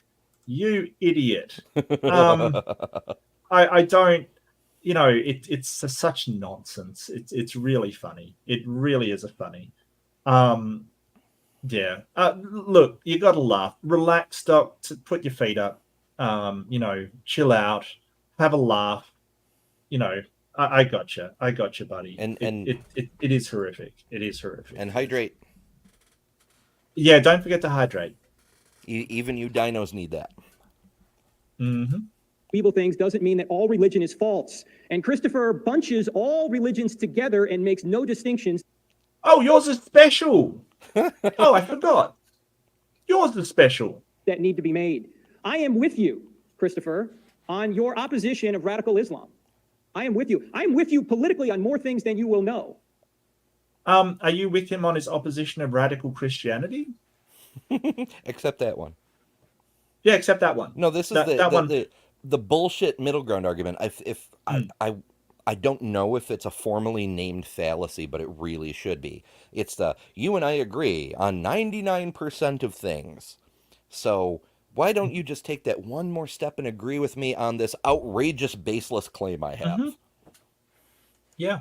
And sort of so Islamic people, I get what they're doing wrong. And, I completely understand the theocracy problems in these countries and the way that they treat people. I totally understand. However, that does not excuse Christians from trying to replace science with creationisms in our schools. It doesn't replace Christians from trying to ban books. It doesn't replace any of this stuff. One thing does not mean it's okay because it's, obviously a theocracy forcing women to wear things against their will doesn't mean it's okay for you guys to sort of try to get evolution taken out of the curriculum. Yeah, and it's Christianity does not get a free pass on that. Just because the Islam is in bad shape right now doesn't mean Christianity is somehow better. Like, within my lifetime, Ireland was a freaking war zone because of Christianity. Not that long ago. Yeah. It's one of the very big reasons. But there's also a lot to do with Protestantism was sort of England, and there's a lot. Look, the England element is tied up in it, But the people on the streets who were actually throwing the Molotov cocktails were going, "Suck it, Catholics," or "Die Protestant scum," that sort of thing. Yeah, it's a central element, even though the situation is larger and more nuanced. But I mean, Timothy McVeigh, if you want to use an American example. Sure. Yeah, Christianity doesn't get a pass on that just because these nonsense things are happening right now. The point is that any religion that can result in violent zealots has the potential to produce violent zealots. And so we're going to oppose that. I mean, if you want to find a violent zealot, just go back over to SFT and look at Hovind. Technically true. I said it. Technically true. Because I think many religions are false, and there are many false beliefs. In fact, many religious people, here's the points Christopher makes, and he's right about many of these things. Many religious people have behaved terribly. Many religious beliefs are false and can't be justified. You don't need to believe in God to know right from wrong. You don't need the Bible or any other religious book to know basic right and wrong. Morality predates Scripture. I agree with all that, and that, in fact, is the Christian view as well. And unless someone outside of the universe intervenes or the laws of nature change, this incredibly fine-tuned universe will go to oblivion. I agree with all that. But none of these things are arguments against the existence of God. God could still exist even if all of Christopher's assertions and complaints are true. Well, that's true, but the boogeyman could exist. It could be. It could not exist, even though all of his assertions are true. And thank you. Another $2 from Dr. Dono. Ever heard of Yol Quader, Christian terrorist? I don't think I can say that properly. Have you got a southern accent in the back room there? Yol Quader. There you go. I'm terrible at accents. I'll tell you what, we gonna set them people right down up in here. Down up in here. I'm trying to copy your accent. It's terrible, isn't it? Look, my American accent's as bad as your Australian. I'll tell you that right now. Well, that's the bitch of the American accent, is there's so many different accents. That's true, yeah, absolutely. But thanks, Doctor. I really appreciate it, mate. And Christian terrorists. Look, which was it? There was a documentary. Was it Camp Christ, maybe? I can't remember what it was, but it was the one where there was a woman who was sort of in the leadership of this church, basically saying, we need more soldiers for Christ, like the Muslims have their soldiers. We need more soldiers for Christ. And they were basically indoctrinating these kids with the idea of literally fighting for Jesus, not metaphorically, not sort of debate, literally fighting for Jesus. And it was the scariest thing ever. Yeah, because they had a lot of guns. Mm-hmm.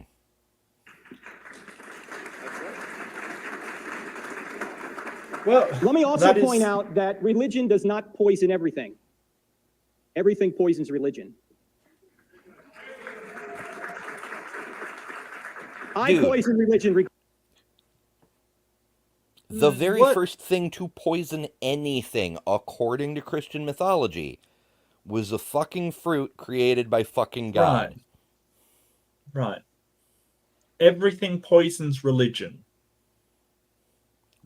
God is so weak and susceptible to corruption that everything humans do fucks him up. He's so fragile. That's why he's so shy, you know. I just, I'm struggling to think how the common garden vole in England poisons religion. I'm struggling to sort of figure out how a quokka poisons religion. Like what Christopher Hitchens is saying, when you apply religion to any situation, it poisons it. But I don't understand how it would poison. Okay, that's just, you think you've got a really good turnaround there. It's not working for you, mate. It's just not. He thinks he's clever. He's wrong. Incredibly, I poison religion because I don't live up to the pure words of Christ. And that's why Christ had to come, because none of us live up to it. But we know what the standards are because there's a standard beyond ourselves. Christopher has identified how religious people poison religion, how they act immorally. You know, that's what Jesus and the prophets did and why Jesus came. Christopher is so charming and he is so persuasive. He is like an Old Testament prophet. He is. And he is calling the church No, he's done so well in this debate. You know, when you have to scream at the audience about your opponent, that's when you know you've just done a gangbusters in a debate. Even if it's a positive, it's still an ad hom. You know, you're not even talking about the argument anymore. He's like an Old Testament Where are you going with this? To morality. He can't define what that is, but he's calling them to it. He's not calling them to the Christian morality necessarily. He's calling them to his own morality. But what he points out are some of the very things Jesus point out. Many people in the church are following tradition rather than the words of Christ. Many people in the church are doing evil things. Jesus condemned the people who were the most... Yeah, and this is what makes me laugh. They fall back on preaching. He's preaching right now, right? He's falling back on his comfort zone, and that's pointing and you know, this emotionally charged stuff. I mean, Hitchens can sit there lackadaisically and just give out, you know, slap after slap. He is just ranting right now. Religious because they were the furthest away from God, and Christopher's to be commended for that, because many of them are. Sounds like a concession, bro. But unlike Jesus, who appealed to God's standard of morality, Christopher's atheism affords him no objective moral standard by which to judge anything wrong, including all the sins of religious people: circumcision, sexual restrictions, suicide bombing, etc. He has to borrow objective morality from the theistic worldview in order to argue against it. He has to assume God in order to deny. No, you have to borrow. No. Although we can just... I'm interested to note that Frank agrees that circumcision without the consent of the victim is wrong. I don't know what flavor. I know he's evangelical, but I know there's a very wide, disparate ideas in evangelical of whether circumcision is right or wrong. So, no idea. Yeah. He has to sit in God's lap in order to slap his face. He also has to borrow aspects of the theistic worldview in order to even get his worldview off the ground. He has to borrow the universe, which is a pretty big issue. The universe? It's just question begging. Yeah. It's a big fucking question begging. He's got to borrow the universe because he doesn't have access to the universe. Only I have access to the universe. Oh, Frank. How far the might... Well, didn't say you know how far that the mighty Edwin fell Hubble's telescope, there's a lens at one end and a lens at the other, and a Bible in between. It only works with that Bible. You gotta look through it. You've got to get the thin pages. Yeah. You got to have Jesus in that equation somewhere. It's the Jesus lens of the Hubble telescope. That we forgot about that. Yeah. He has to borrow fine-tuning, life, reason, math, human freedom, and consciousness. Notice he never addressed any of those things. You don't know the borrow consciousness? They're not the fucking topic. I'm going to claim everything as part of my religion and from God. Like, this is sort of really low standards. He has been talking to Bill Craig. Yeah. The epistemic bar is on the floor, and I'm going to dig a trench for it to lower it even further. Worldview. Christopher, in the last chapter of his book, talks about we need to get away from all this religious stuff and we need to go to Enlightenment values. Yes. What are Enlightenment values? Well, here is what Christopher says on the last page of his book. Quote, "Very importantly, the divorce between the sexual life and fear, the sexual life and disease, and the sexual life and tyranny can now at last be tempted on the sole condition that we banish all religions from the discourse." Yeah. What's your point? Yeah, because if something is true, regardless of whether it comes from God or not, we should be able to demonstrate that it's true. And if it so happens that it's in accord with whatever you want to believe in private, bully for you, mate. But we don't need to bring the ideas into the discussion to start with, the way Frank just did, by begging the question about literally everything in all of the cosmos. It appears that Christopher is rebelling against the church lady here. He doesn't like the restrictions on sexuality. Is it true that if Jesus said, sleep with anybody you want, Christopher would be a Christian? I don't know. But that is what he's rebelling against. Isn't that what Paul said? No, it's not. No, it's not. Right. Paul was like, the end is coming soon, so it's better for married men to live as if they're single. Sounds like sleep with anyone you want to me. I don't know. Well, maybe. it's just, like just because you said that, hey, there should be sexual freedom, aside from this tyranny of the church and people telling you how you should sleep, who you should sleep with, what relationship you should have to others. No, you don't get to do that. You're not special people anymore. That time's over. You don't get to tell me who I can love and how I can love them. Fuck you. Yeah. I mean, I haven't read Christopher's book, but it seems to me that if he's concluding with that on the last page, it's because Christianity and Islam specifically really, really like to get into people's bedrooms and tell them how the very most private moments should be conducted. Religion is that fucking intrusive, at least from those two. Now, he talks about the divine dictatorship. He says that he rebels, as he just pointed out, against the divine dictatorship because he's an anti-theist. But let me ask this question. Why must everyone submit to his dictatorship? What dictatorship? Oh, false dichotomy. Let's prop up a straw man of a dictatorship and be like, you must choose between only two options. He wants you to be free. There was a book about this I read a while ago by a guy named Eric Fromm, Escape from Freedom. It was based on, well, it wasn't based on, but it relates to that idea that Loki laid down in the first Avengers movie, that humans have this desire to be ordered around. They feel safest when there's a king above them telling them what to do and how to live. And when people are forced to be free, to make their own decisions and be held accountable for their own actions, to suffer or flourish from what they choose on their own, it's fucking terrifying. So Frank is setting this up. You can choose to be subject to the will of my made-up dictator and do as I say he says, or you have to face this terrible dictatorship of having to rely on yourself. Yeah. Oh, goodness. What about the dictatorship of freedom? Fucking Big Brother tactics right here.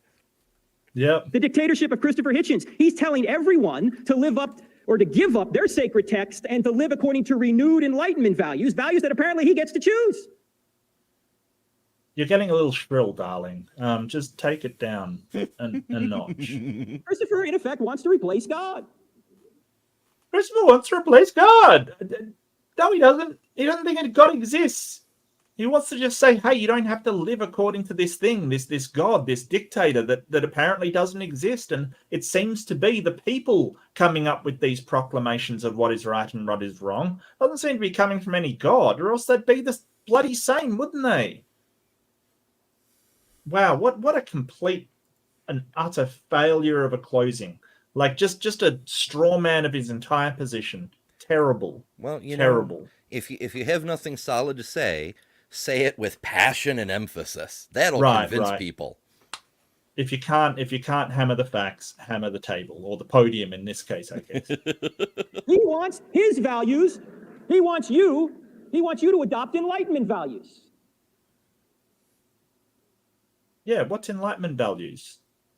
That we only believe in what's true? That we have good reasons for believing in what we believe? That we test everything to make sure there are good reasons for what we believe? For not starting with spectral reasons and God reasons for believing in things and instead come to the conclusions through natural operations? What is so bad about these values? That's what we do in modern day all the time. Christopher never answered the questions and the evidence that I brought up. I think this is a theistic universe because all time, all space, and all matter exploded into being out of nothing. Number two, it did so with incredible precision and extreme fine-tuning. We saw that life seems to be the result of intelligence, or we saw that there are objective, immaterial, moral values. How is life the result of intelligence? You never showed that at all. You asserted it, and you asserted that there's fine-tuning, and you asserted all of these things. You never showed them.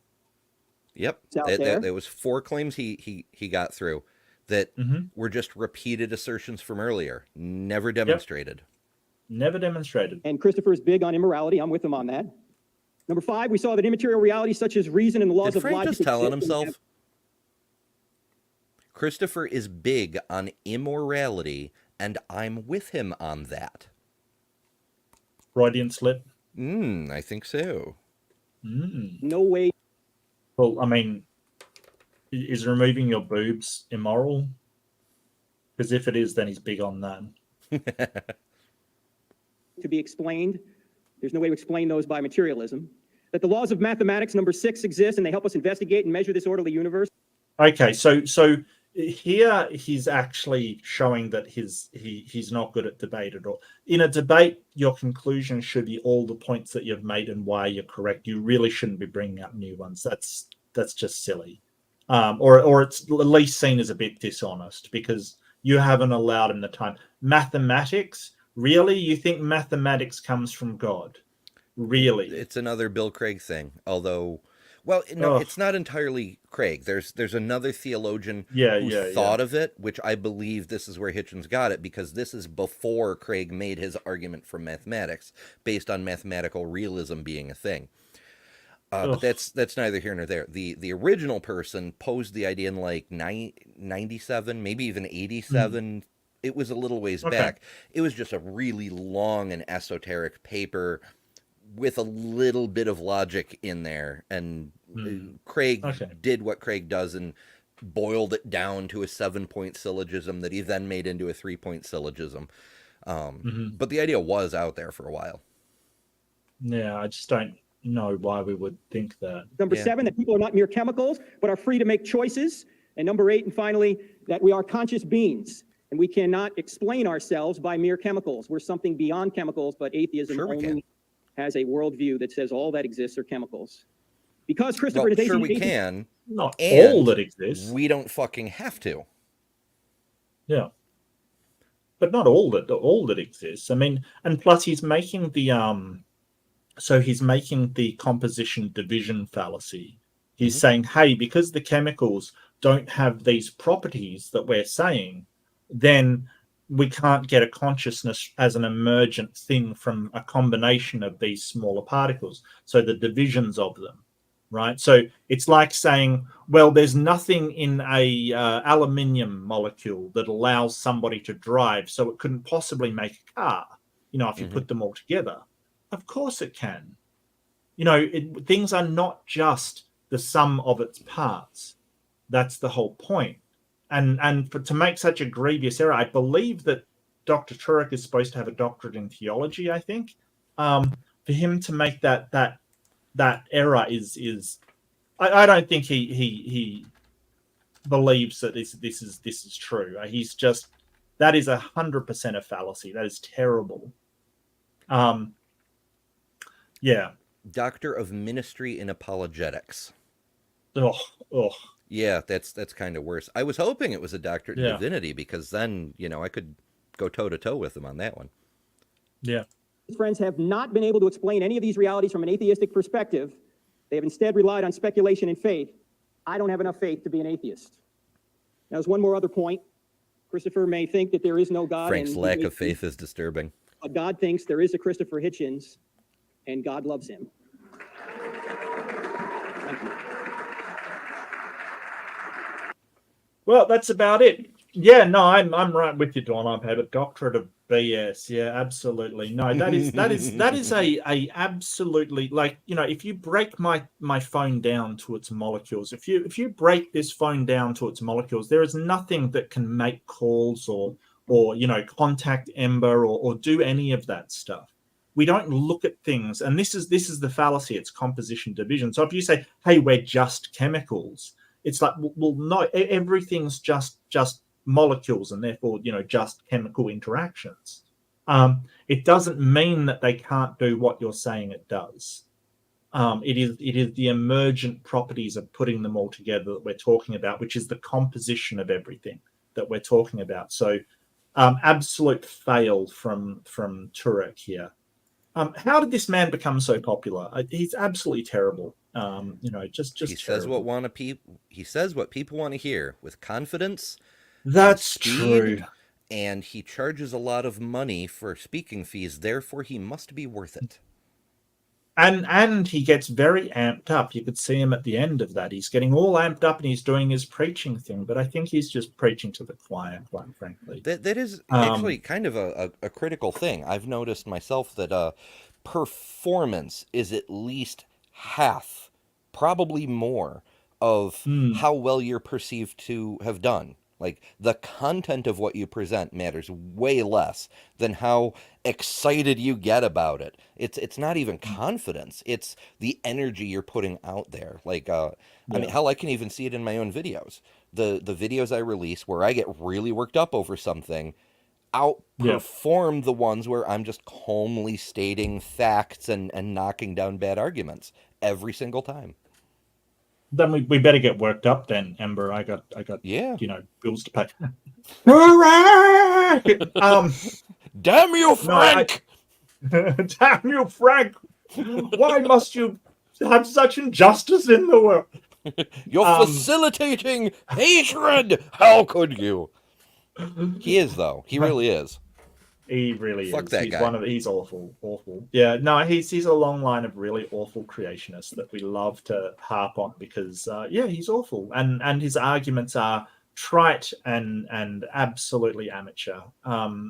Just terrible. And of course, it's great to see Hitch slap them down. But I've had a fantastic time, Ember. We might as well wrap it up there, mate. What have you got coming up in the future? What have you got on the docket? Oh, a bunch of fun goodies. Tomorrow I've got Air Coven the movie coming out. That's from that epic 7-part series that I did. I saw Doc Dino, or not, Jesus Christ, the other one, Dapper Dino. How to blow an atheist mind, I think it was. Yes, that's it. Yeah. Yep. I've noticed that Dapper Dino likes to take long series and put them together into the movie. So since there's no Aaron Raw tomorrow, since Aaron is traveling, instead of doing a short video that leads into Aaron's show, I'm just I'm gonna release that. It should be neat. It's gonna be an anthology. Awesome. That's awesome. Absolutely. Good stuff. Tomorrow night I'm actually doing real life stuff. a montage, if you will. Yeah. But then Sunday, Aaron will be back, so I'm doing Joseph Smith, and then the Atheist Lives will be with Off the Chain Atheist. On Monday, I've got Answers Speed from Answers in Atheism dropping by. Yeah. Tuesday, there's something.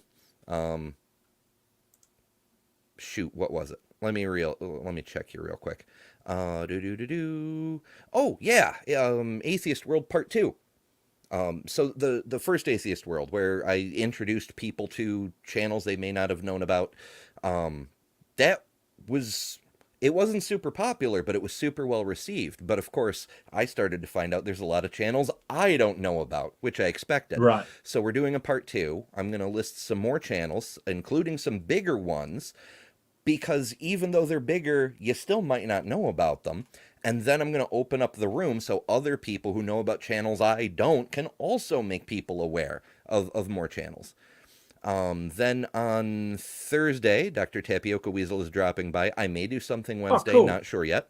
I'm going to torture him with, so far it looks like time travel, but we'll see. Okay. Yeah. And there's also regular videos. The stuff I rattled off, aside from the Eric thing, this is all lives. So, yeah, busy week. How about you, Mr. Mark? Yeah, well, I've got State of the Onion over on Simos Funk's channel tomorrow. I might link his channel too, just to be sneaky. Where we usually talk about some philosophical stuff. So it's some really smart people, and Nick sometimes. So no, I love you, Nick. Nick's taught me a whole lot actually, and there's still from last week some things I'm mulling over. So that is definitely, if you do like the sort of philosophical side of things, that is definitely worth a watch. But there's a whole bunch of people that are a lot smarter than me on there that can sort of explain things. So that's awesome. Yeah, I know. I'm an ass, Nick. I'm sorry. I don't know why. I love you, Nick, and Nick is amazing. And do check out In Time which is Nick's channel. If you do like news and stuff, he had some breaking news I wasn't even aware of, such as the bushfires kind of thing that got. Actually, I'll link Nick's channel as well, because in apologies for being a complete ass. Well, if Titan were on the ball, he would have already done that. Where is no? Don't say Titan 3 times. He will appear. I only said it once. You said it the second time. He was here earlier, though. Ooh. He was here earlier. Okay. Well, I mean, apparently, parts of Europe are on fire at the moment. So that I did not have to know about, but don't take that. Okay. But apart from that, I've got the State of the Onion on Simos Funks. I've got that coming up. I'm also probably going to start a new series on end of the world claims, and I want to find some good end of the world claims. So if you have seen some particularly outrageous end of the world videos, my email address is in my about section. Do feel free to send it to me, but I do have a place to start. And I'll probably start that next week and see how it goes. The guy that I found is utterly zany. It's hilarious to me. And I've made an entire animation for the startup. So that should be fun. Apart from that, I've also got my gaming channel doing Ark Survival Evolved, which is a dinosaur game. I don't know why I made another channel, because I can't handle the first one, but fun times. So everything's fantastic, and I will probably see you over the week. I've still got a couple of videos to upload. I have a Room Rumble to upload from last week. And that's about it. But it has been awesome. Oh, you've changed your message to it's hammer time. Okay. I really I set that as soon as I walked in and saw the new emoji. I was like, oh, yeah. I didn't even notice. Thank you so much, everybody. It's so good to see you all, and this was awesome. I always love watching the Hitch slaps come out, and there was some absolute crackers. I love it. But thank you so much, everybody. Have you got any final thoughts, Ember? Anything else to add to the sort of stream? No, I mean, aside from Turek being an ass, it was still an enjoyable debate to cover. It was a good time. Bunch of our friends came and hang out with us, and that's honestly the best part of all these things. So absolutely. Thanks for coming, everybody. Absolutely. Yeah, and I love how unhinged Turek got at the end, while Christopher's just completely stoic and completely unaffected. It's lovely. Right off. Yep. Well, you could see him warming up to it. Like, you could see his, like, as I pointed out during it, his voice got higher and a bit more frantic, and by the end of it, he was just, the unhinged preaching comes out, and you're like, yep, got him. Yep. He's got to fall back on the preaching. Got him. Love it. Anyway, don't forget to like and subscribe and ring the bell for more notifications of stuff that I am doing. I want to thank all of my channel members who make this channel a wonderful place, make the community a wonderful place. And thank you so much to my co-host Ember, who, as always, is magnificent and has probably the best hat. That is all I can say about Ember. Only when you're not wearing one. Only when that's a special occasion. That is not coming out all the time. That's only for when I need to put my gay hat on. All right. That is only for when I need to put my gay hat on. But hopefully that will be at some point in the future. But thank you, everybody. Thank you so much. Do be kind to yourself. Above all, take those lessons. Every bad thing, there can be something good, but be kind to yourself when it does happen, and be kind to each other, because that's all we can do.